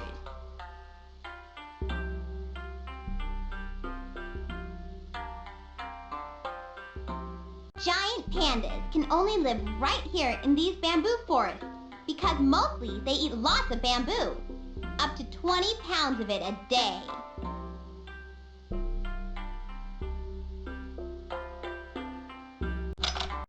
To be or not to be?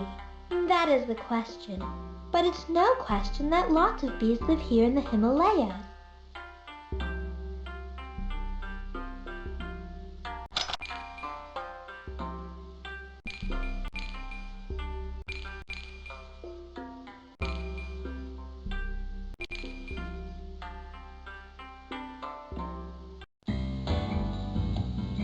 Here's how you play this round of tile menagerie. Find matching pairs of domestic animals and wild animals who are related. You know, like a horse and its cousin, the zebra. Then, click on them to clear the tiles from the board. But here's the trick. You have to make sure that at least one edge of each matching tile isn't touching anything. So it looks like you could slide it out. When you've matched all the tiles and cleared the board, you've won the game. Oops, those two don't match. Try another pair.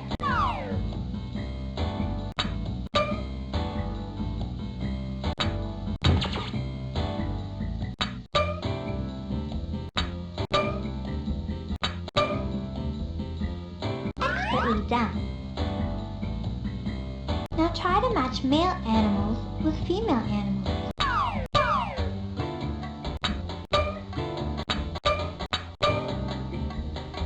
Expertly done. Now try to match animals and their babies.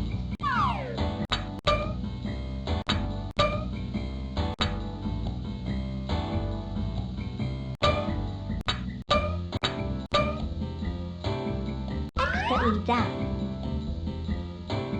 Match the animals to their tracks.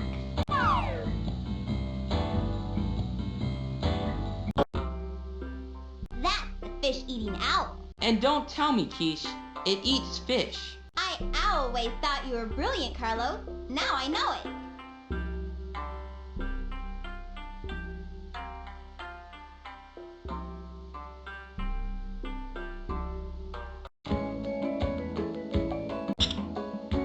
Want some animals to put in your habitat? First, you have to go back into the wild.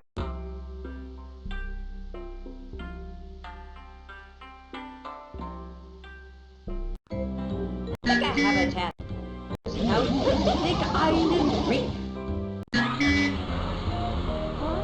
I can already feel the sea breezes and smell the salt in the air. I can feel the warm ocean breezes of Tonga, the island paradise in the South Pacific. If you remember to pack your inquiring mind and your sunscreen, then you're ready to explore. Be sure to check under the water, too. There's a whole new world to explore down there.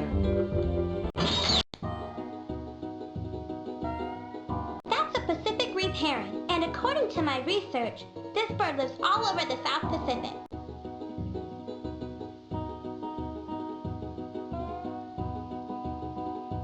That is one big bat. The Tongan flying fruit bat has a wingspan that's 4 feet wide. Watch out, Batman.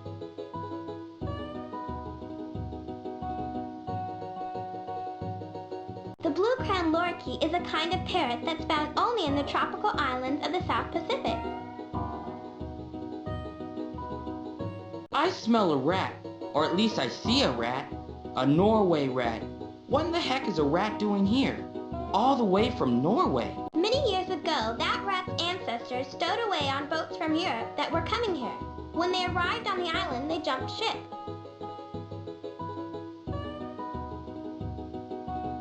Here, piggy, piggy, piggy. Or is it hoggy, hoggy, hoggy? According to my research, pigs are hogs and hogs are pigs. They're the same thing. Only the babies are always called piglets, never hoglets. This wild piggy went nowhere. This wild piggy found a new home. This wild piggy gobbled up roots. This wild piggy ate none. And this wild piggy who was brought here long ago is living in a place he already calls home.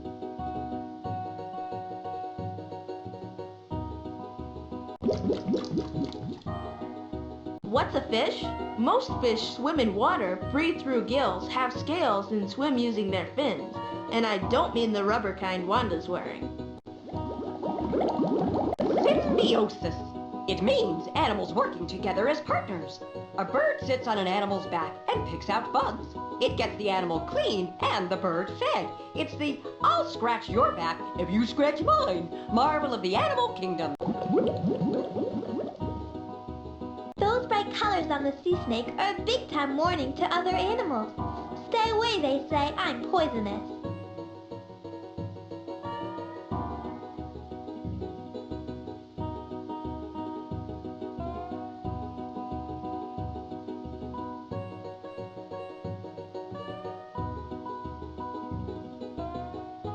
Wanda here, reporting on the green sea turtle.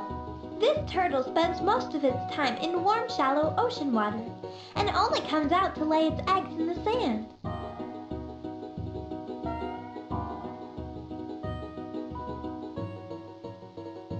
Boy, that animal is fat. It's actually called blubber. The walrus has 6 inches of it all over its body to keep it warm.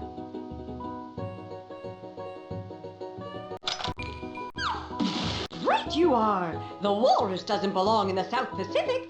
The ocean's much too warm. See if you can find its real home.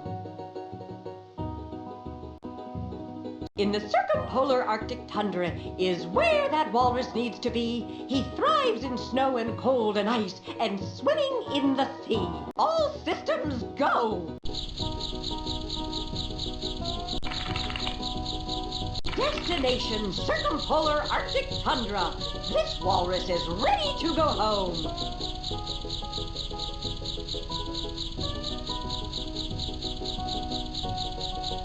Excellent detective work. Only one more animal to locate and send home. Wahoo! You're a bodacious animal detector. This award has been presented to you for your valiant efforts in locating and sending 3 animals back to their proper habitats.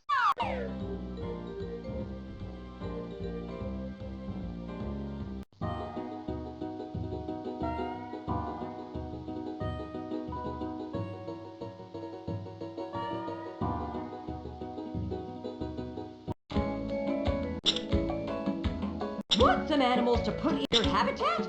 First, you have to go back into the wild and find some. I smell a rat, or at least I see a rat. A Norway rat. What in the heck is a rat doing here? All the way from Norway. Some spiders spin silk so long that they can travel on it, blowing from island to island in the wind. What a way to travel.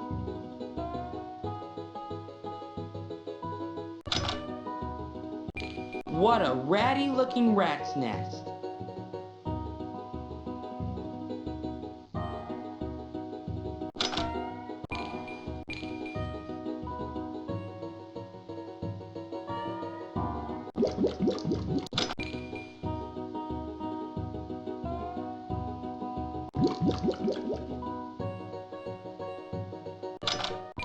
Whoa, it's a bat colony.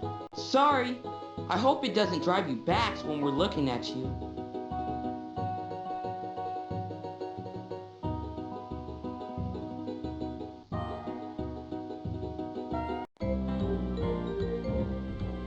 Where shall we go?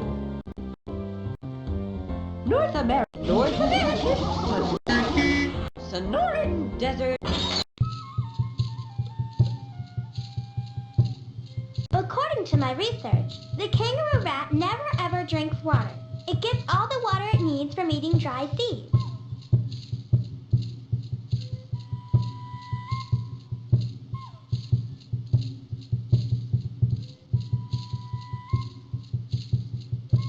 The lesser long-nosed bat. In baseball, I've used a long-necked bat, but never one with wings who's got a nose like that. Besides, my bat isn't endangered, and this one is.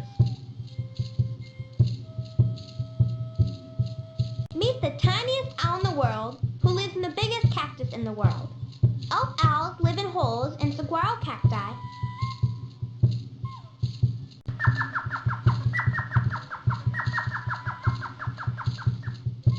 Know what you get if you cross a hot tuna with a poodle? A baked tuna poodle casserole? Nope, a desert pupfish. One of the few fish who actually live in the hot desert.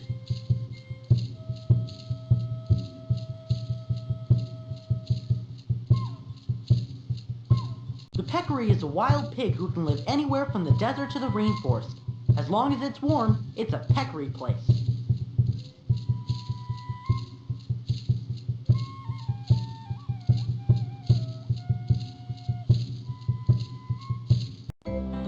To the desert. North American. Coming in for another nighttime landing in the North American swamp. Look at the big tropical rainforest. According to my research, opossums live in the rainforest. The tropical North America. Back once more in the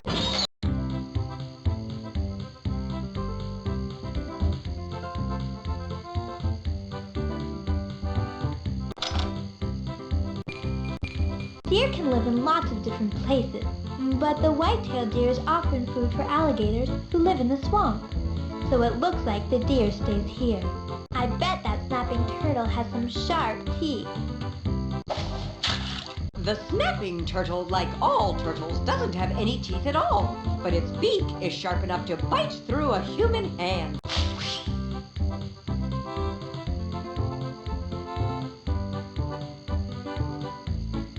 Now picture this. Toads can lay up to 8,000 eggs. When the tadpoles hatch, schools of them stick together in the water, and it looks like the swamp's filled with black ink. The American bittern is actually a kind of striped heron. Those stripes come in handy because they help to camouflage him in the swamp. It's a good thing we're here this time of the year, because in the winter the parula warbler wouldn't be here. It migrates to the tropical forests in South and Central America.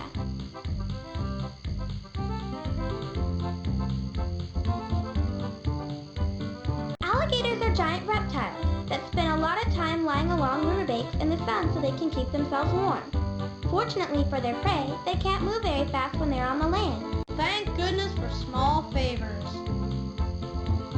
At least if you're going to be a frog, Arnold, you're an American bullfrog.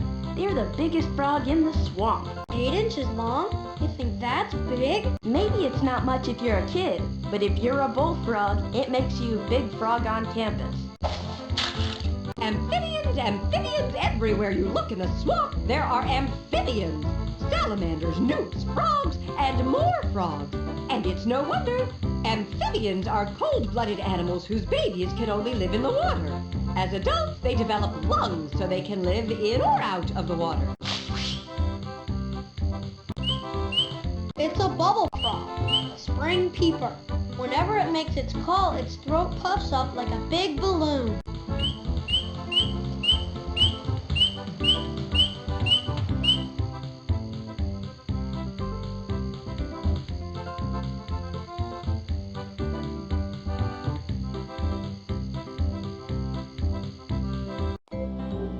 Like a habitat. Any.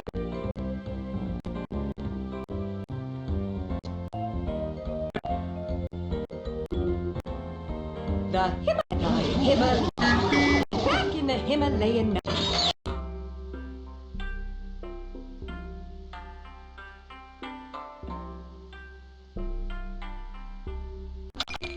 A Parnassus butterfly. It's amazing that butterflies can live here in the Himalayas, where it's usually so cold.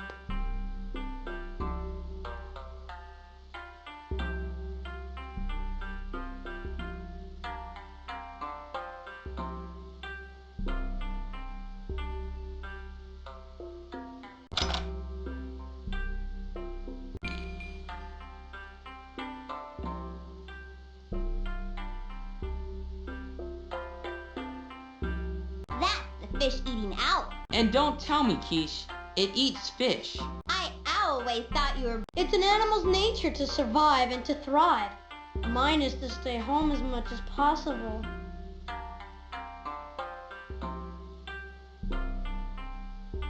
Marmots are rodents, big squirrels that are related to woodchucks. Oh, it looks like it's related to my cousin Chuck.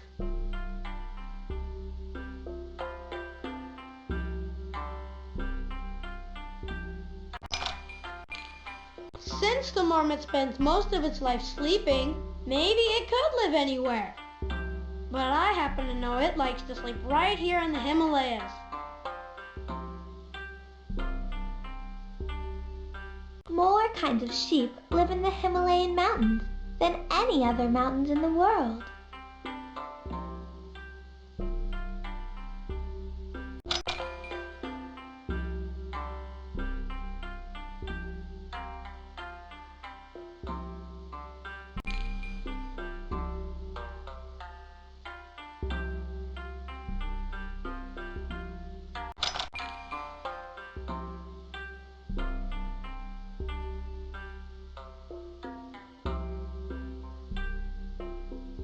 At my old school, we never went on field trips to visit venomous snakes. Fortunately, although the adder is poisonous, it can't kill humans. Phoebe, you sure know how to make my day.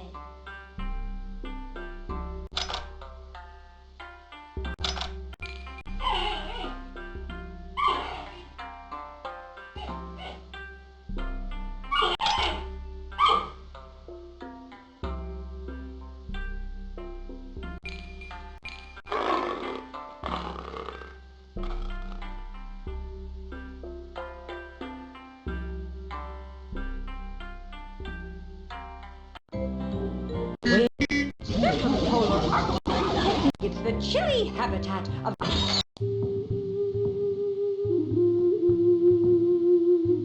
Know why I don't want to be a ringed seal? Because polar bears eat them for dinner. Looks like a caribou reindeer to me. And since we're near the North Pole, I guess it's right at home.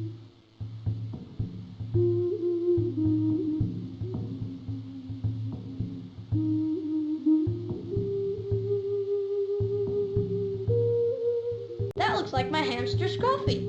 Only it's a collared lemming, a rodent that's all over the Arctic. Puffins are similar to penguins, except they can fly.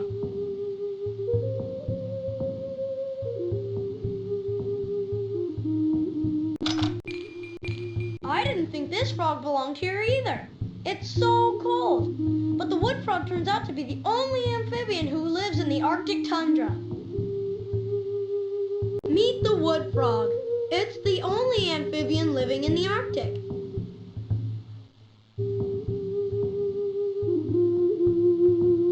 Wood frog eggs are black so the sun will heat them up.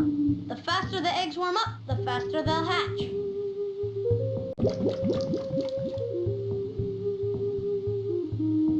That's a channel catfish.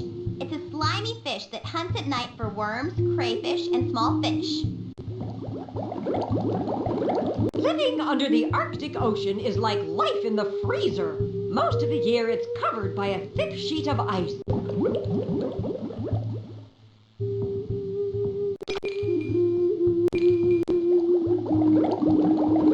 Excellent deduction. The Arctic is much too icy cold for this channel catfish. Let's see if you can discover where it really belongs.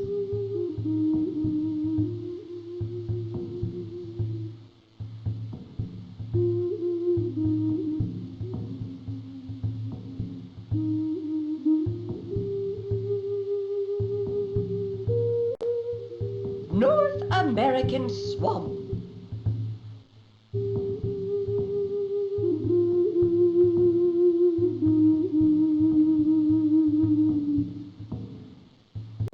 In the Brazilian rainforest, this catfish shouldn't roam, for no others like it live here, and it would be alone.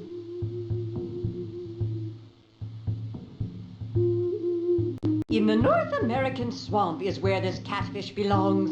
Now tell me, is it really true that you knew that all along? Ready, steady, go!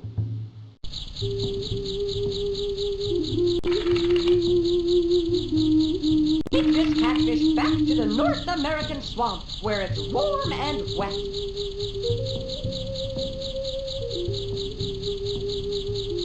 Sensational and inspirational! You've returned all of the misplaced animals to their right and proper habitats. And for that you've earned a certificate of excellence. Master Rescue Hero Extraordinaire. Master Rescue Hero Extraordinaire. Presented for your outstanding achievement and acts of caring and daring in locating and returning all 4 animals to their native habitats.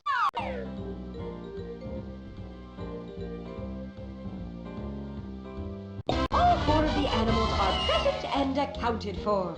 But if you'd like, you can start the game all over and look for 4 more animals. What do you say? Don't let that stop your exploration and investigation. There's still a world of animals out there.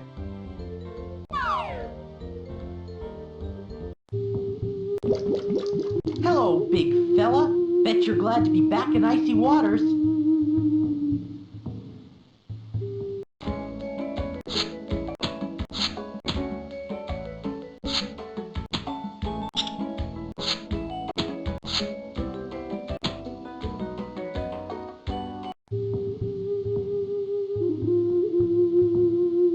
Hello, big fella. Bet you're glad to be back in icy waters.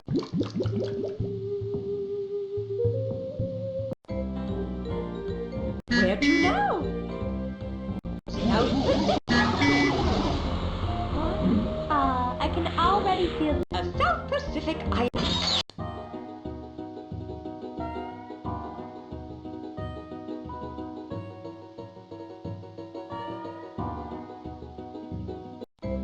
Here's a puzzle for you.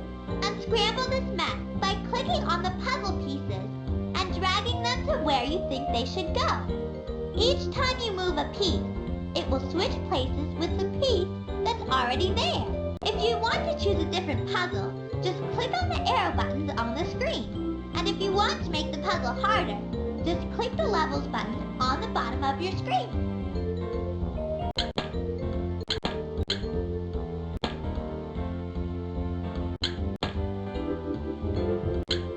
Alright, you did it! Isn't that baby tiger cute? He'll stay with his mother for 2 years, even though he'll be able to hunt and kill when he's just 7 months old. Ready for another one? Just click on the arrow on your screen when you're ready to start.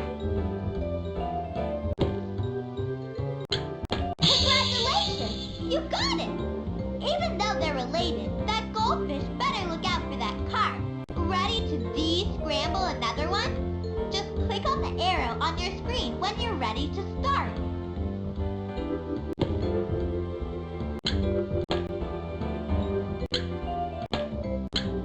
Cool! That walleye is sure a cute marsupial. He's mostly nocturnal, active at night and sleeping during the day. For the next puzzle, just click on the arrow on your screen when you're ready to start.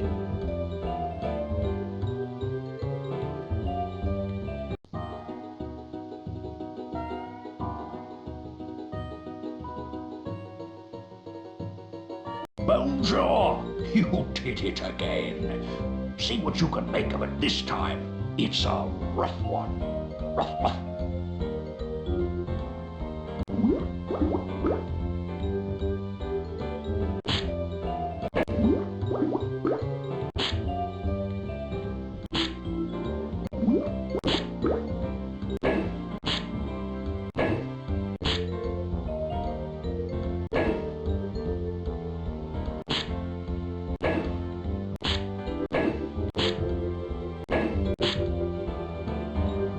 No mistake, you pieced together the bones of a sea snake.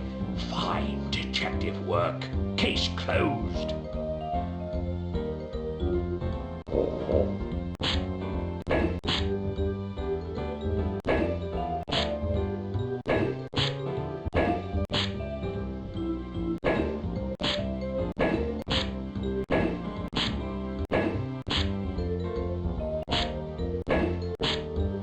No mistake, you pieced together the bones of a sea snake. Fine detective work. Case closed.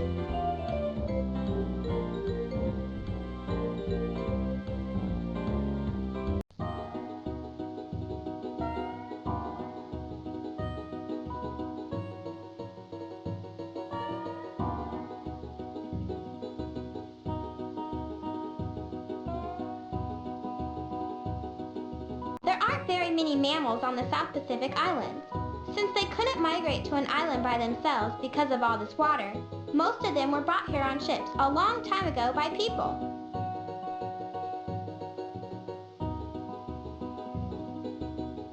Lots of different kinds of birds live on the South Pacific Islands because nobody had to bring them here.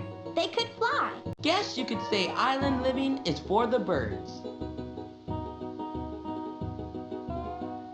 Hey, Dorothy Ann, guess what? There's a cat living in the waters of this South Pacific island. According to my research, Carlos, cats don't live underwater. This one does. It's an octopus. See that pig over there? Never tell it a secret. Why is that? Because it'll squeal. The blue-crowned lorikeet is a kind of parrot that's found only in the tropical islands of the South Pacific.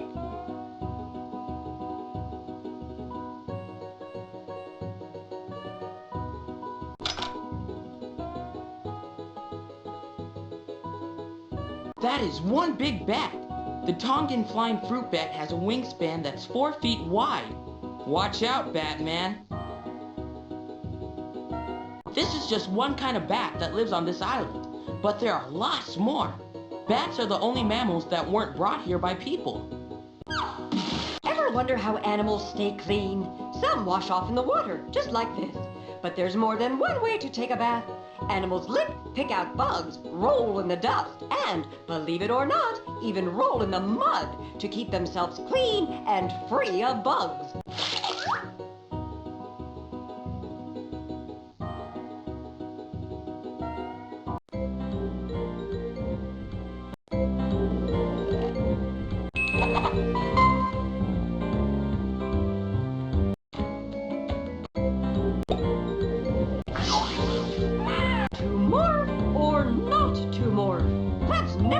In my class, because as I always say, to know an animal is to be an animal.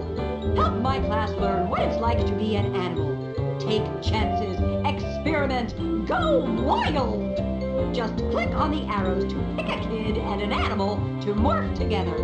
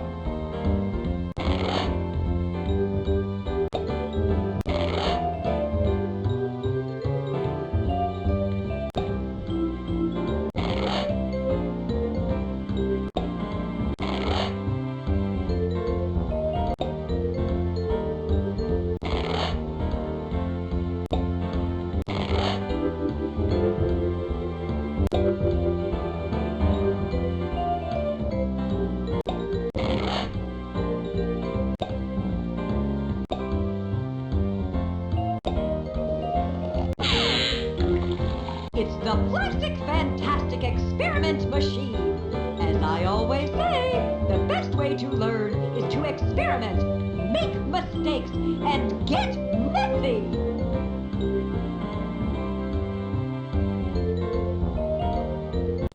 This Adaptomatic machine lets you see how different animals have adapted so they can survive under different conditions. To see how cousins of your friends, the cat, dog, rat, and parakeet, have changed to suit their environments, click on one of the animals at the top and drag it into the chute. Want to try a different environment? Click on a picture at the bottom of the screen and you can hop from the forest to the desert even faster than our bus. Click on an animal at the top of the screen and drag it to the What does a cat need to survive in the forest? This jaguar's spots come in handy to camouflage her so she's rarely seen by other animals. It helps her blend into the forest and allows her to stalk and catch prey without being seen. Bowser or Spot might have a tough time surviving in the forest, but the gray fox has developed a talent for climbing trees. It's a skill that helps her find food and escape from predators. Voila! It's a white-footed mouse. She builds her nests in holes, which give her shelter from the weather and the many predators that live in the forest.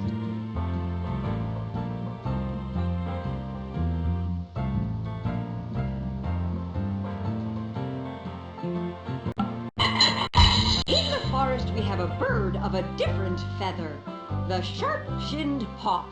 She has a special long rudder tail that lets her fly quickly through the thick trees.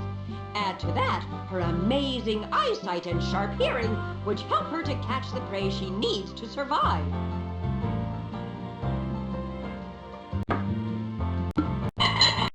Cats named Fluffy and Kitty may not care for water, but take a look at the fishing cat. She's a whiz in streams and rivers where her webbed feet make swimming a snap.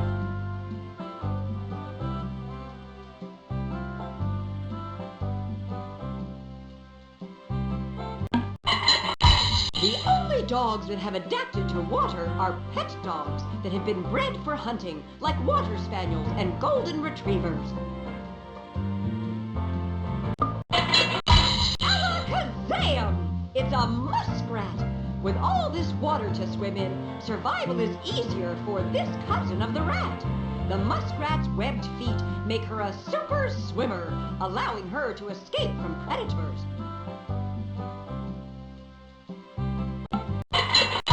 With all that water, webbed feet come in handy, and that's just exactly what this loon has. They give her the extra get-up-and-go she needs to paddle through the water. With all that water, webbed feet come in handy, and that's just exactly what this loon has. They give her the extra get-up-and-go she needs to paddle through the water.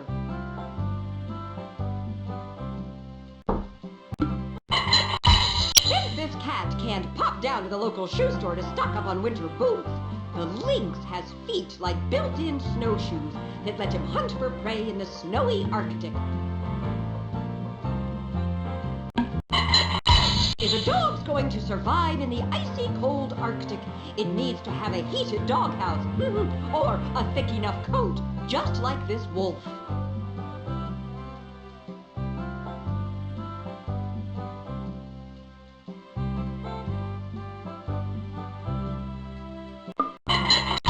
I no longer smell a rat. I spy a lemming. His snowy white fur helps him keep hidden from predators in the frozen Arctic. In summer, his coat turns brown, once again allowing him to blend. Trixie or Tweety would have a tough time surviving in the Arctic, but not the ptarmigan.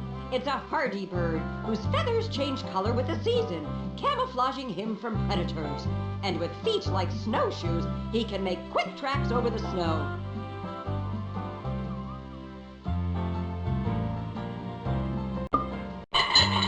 I no longer smell a rat. I spy a lemming. His snowy white fur helps him keep hidden from predators in the frozen Arctic. In summer, his coat turns brown, once again allowing him to blend into the tundra.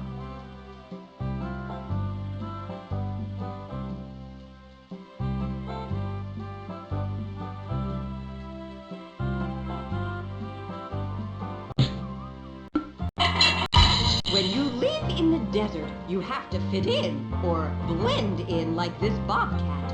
Her tawny coat helps to camouflage her so she can catch the prey she needs to survive. A dog in the desert? That would be the coyote. Its light-colored coat helps it keep cool and allows it to blend into its desert habitat, protecting it from danger and helping it to hunt. Pet rats need water. Put them in the desert and they'd be thirsty. But not this kangaroo rat. He can live in the dry desert because he doesn't need to drink water. He gets all the moisture he needs from the food he eats.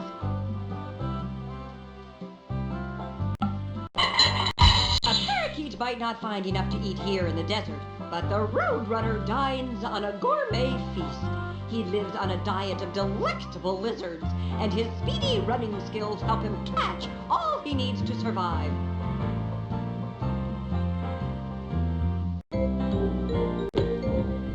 Eating down the food chain, woo! The food chain is all about who eats what, and who eats whom, and in what order. Click on the things on the left side of the screen and drag them to the chair in the correct order to see what happens. If you need help, click on the question mark. You put a nut on the plate and you sit and wait, just to see who's gonna congregate.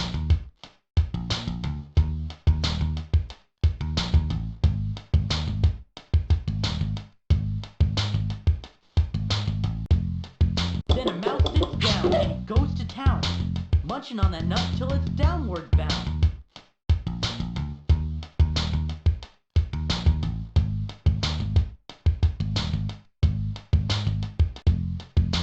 Make no mistake, here comes a snake who swallows that mouse like a rodent cupcake. The food chain's done when in the owl comes. He eats the snake before you count to 1. Food chain, eating down that funky food chain. Start with vital. A strange dinner guest, that's really for certain. The copepod comes in, the phytoplankton, its curtains.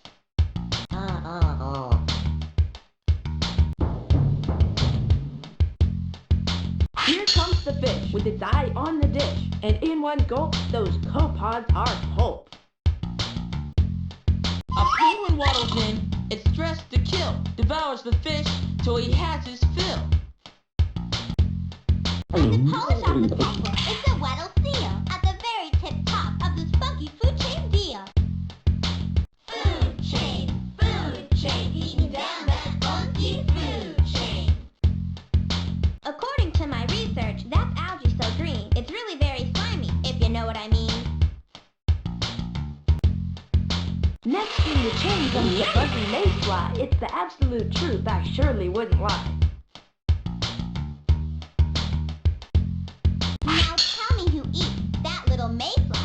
Looks like the salmon's gonna give it a try. A cooked salmon dinner sounds tasty to me, but the old sea lion likes it raw, you see. At the peak of the chain, I'll tell a tale. At the top of this heap is the orca whale. Food chain, eating down that funky food chain. Start with some grass. It looks so delicious. The caterpillar, yes, you got it right. Watch as that grass goes out of sight. Then swooping down is a feathered blue jay. Scarfing down the caterpillar is a bug buffet. A fox comes in, chows down the blue jay. Bet the bird wished it stayed home today. Food chain, eating down that funky food chain. Start with an avocado, it looks so...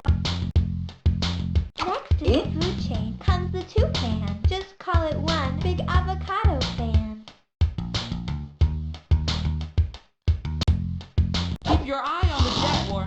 hungry cat gobbles up the toucan and nothing flat.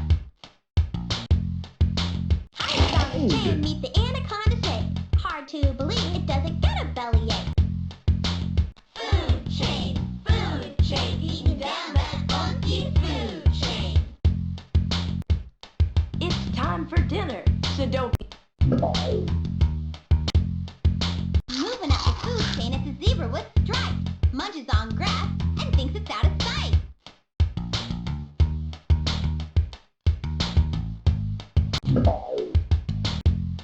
When the zebra's not looking, up comes the lion. For the king of the beasts, a zebra's satisfying. Now at the end of this chain, or it's been said, the vulture eats the lion, so the lion must be dead. Food chain, eating down that funky food chain. You put a nut on the plate, and you sit and wait, just to see who's gonna congregate. In the wild, it's an animal-eat-animal world. Many animals hide by camouflaging themselves, blending into... That's not the best place for that animal to hide. Try finding a place where it can really...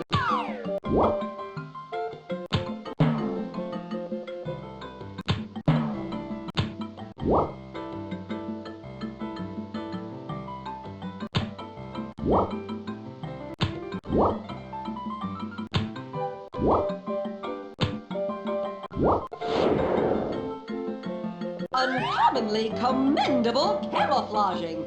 Isn't nature wonderful for providing coats and environments that match? If you want to camouflage animals in another environment, click on one of the pictures down below.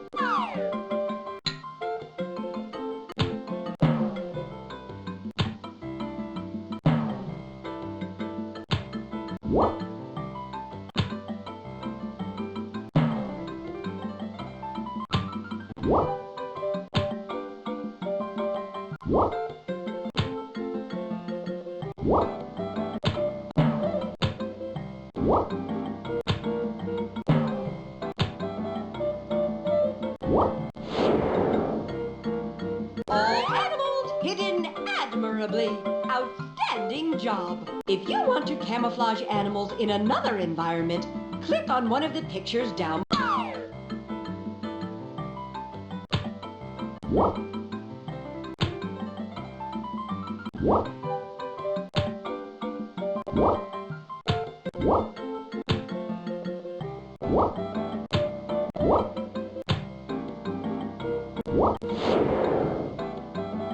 All animals hidden admirably.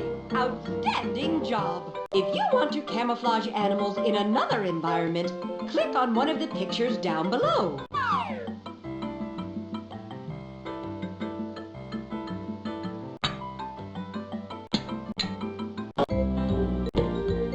Ever want to conduct an animal chorus?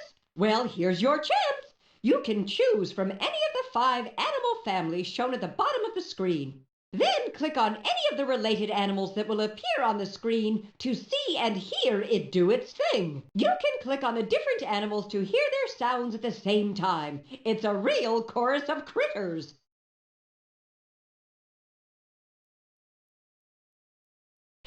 It looks like frogs 4, princes 0. Click on the chorus frog, bullfrog, gray tree frog, or spring peeper to really get this place hopping.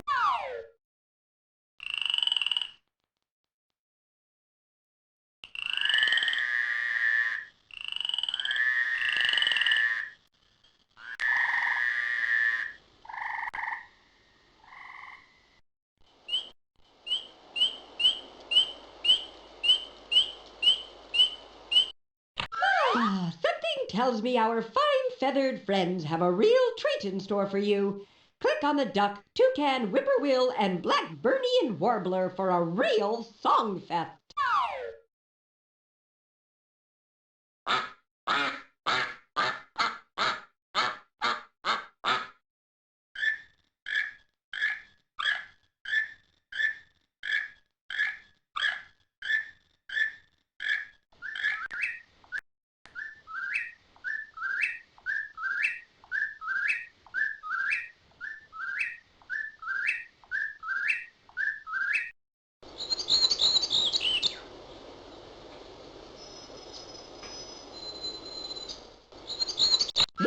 animals all have hooves, which means they belong to the ungulate family. If you want to hear what they have to say, click on the zebra, warthog, deer, and wildebeest.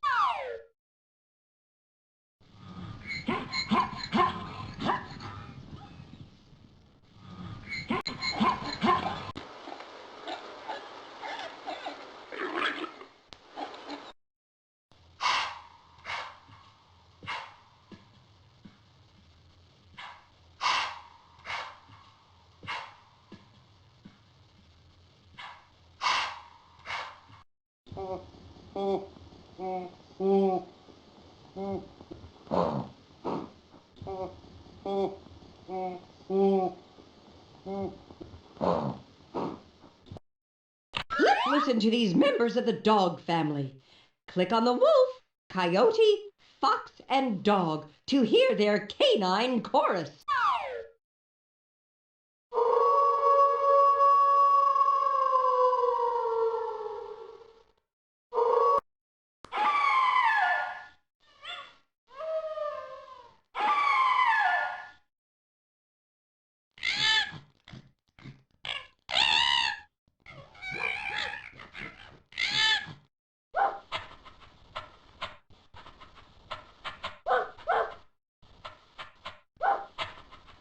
You could say these critters are the cat's meow. Click on the lion, bobcat, jaguar, and leopard to have a roaring good time.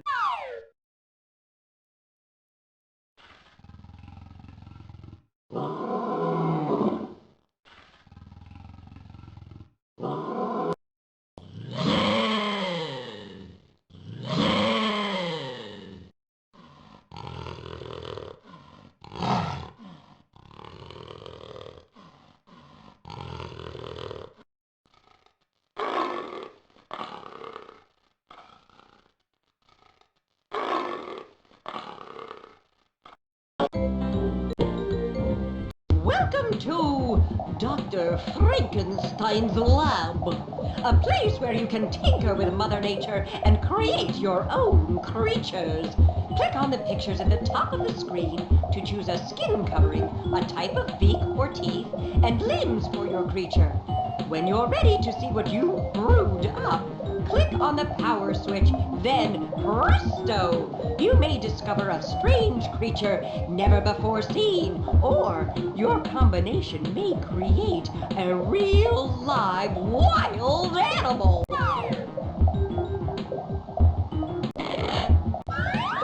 Fur, slicing teeth for meat, and webbed feet. It's a real-life river otter.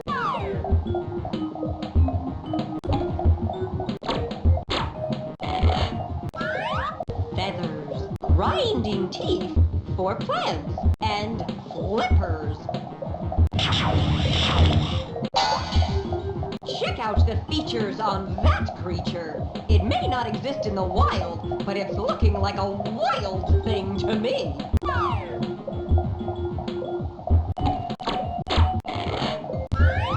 Scales, beak for crushing, and fins. And it's a coral-chomping, beak-nosed parrotfish.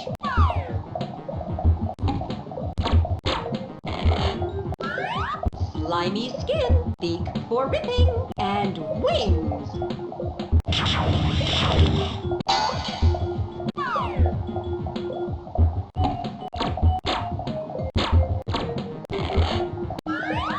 Feathers, slicing teeth for meat, and flippers.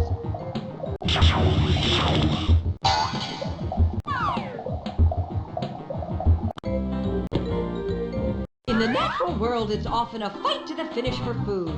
So some animals use armor to protect themselves, like this snail and crab. And who wins if you pit the crab against the snail? It's the crab, hands down, who eats the snail, because the crab's got the stronger shell.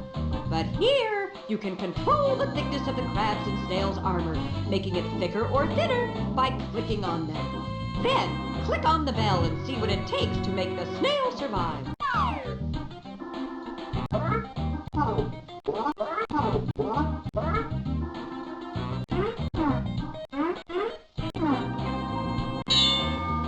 The heavy-clawed crab is about to take on the thin-shelled snail.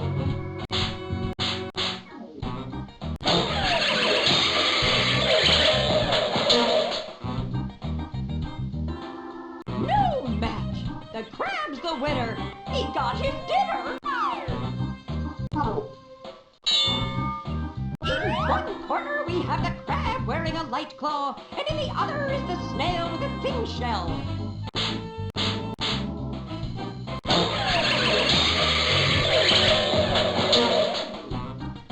At least the snail survived, and the crab goes hungry. In one corner, we have the crab wearing a medium claw, and in the other is the snail wearing a thin shell.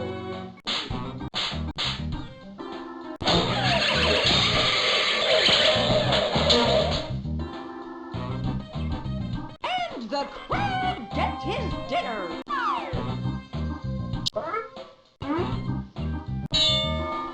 Here we have the crab with its heavy claw about to take on the snail, protected by a medium shell.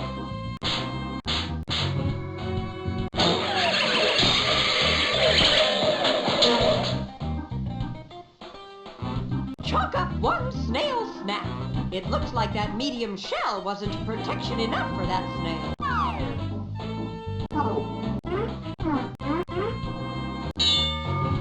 Now we have the crab with a light claw pitted against the snail wearing a thick shell.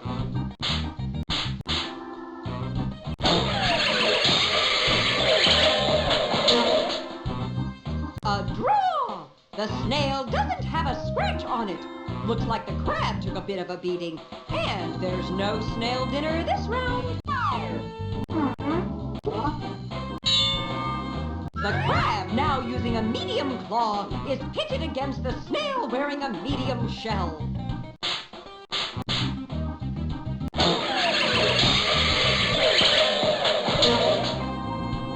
Though it's a little worse for wear, the snail survived.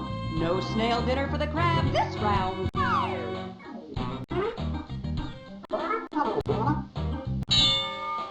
The crab with a medium claw is about to take on the snail with its thick shell.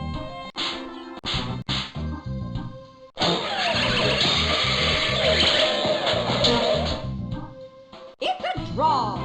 Not a mark on the snail, though that crab looks like he's slightly dented, not to mention still hungry.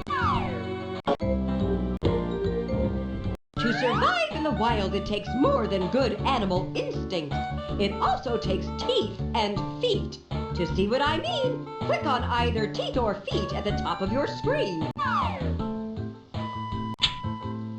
Charge ho! Hard hooves like this rhino has are built to last and meant for speedy running on hard ground. Life isn't ducky on hard ground for a web-footed friend like this duck. And if you ask me, she looks like a duck out of water. Curved claws aren't the perfect design for charging fast on hard ground. As my great-aunt Millie used to say, if there's curve in your claw, you can't cha-cha-cha.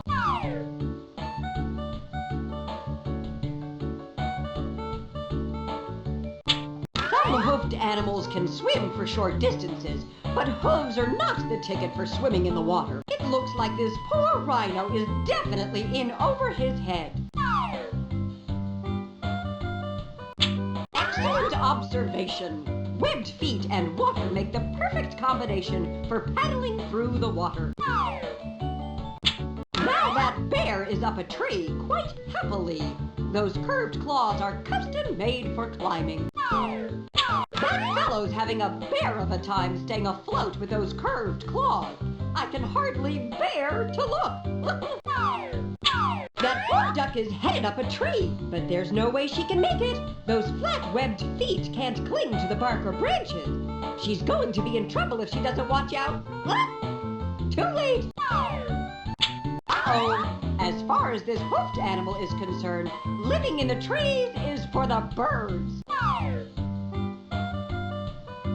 Deep it is. Drag a set of teeth to one of the food cards at the bottom of the screen and watch what happens. Now that is one happy lion. His slicing teeth are custom made for chowing down on meat. Take one beaver with grinding teeth, put it in a world of plants and trees, and what do you get? One happy beaver. Grinding teeth are perfect for chomping trees, but as for that steak with teeth like that, it's gotta go. Teeth that let an animal like this raccoon grind and slice open up gourmet opportunities. They let them eat both plants and meat. With teeth that grind and slice, this raccoon has it made. Take one beaver with grinding teeth, put it in a world of plants and trees, and what do you get? One happy beaver. Poor guy. He'll never get a bite to eat here with those slicing teeth. The perfect food for an animal with slicing teeth. But when it comes to bark and greenery, he's got the wrong teeth for the job. Grinding and slicing teeth like this raccoon has make this fish a tasty treat. With flat grinding teeth like that, that beaver would have to work all day and then some on a steak like that.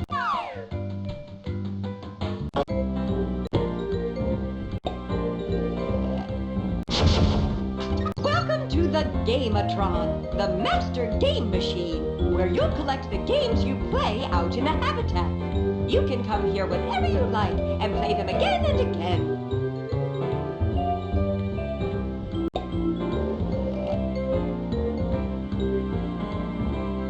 Are you ready to quit? Back to our adventure.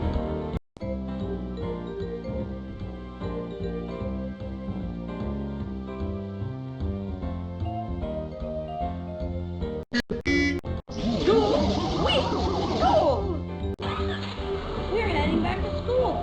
Finally, my luck is turning.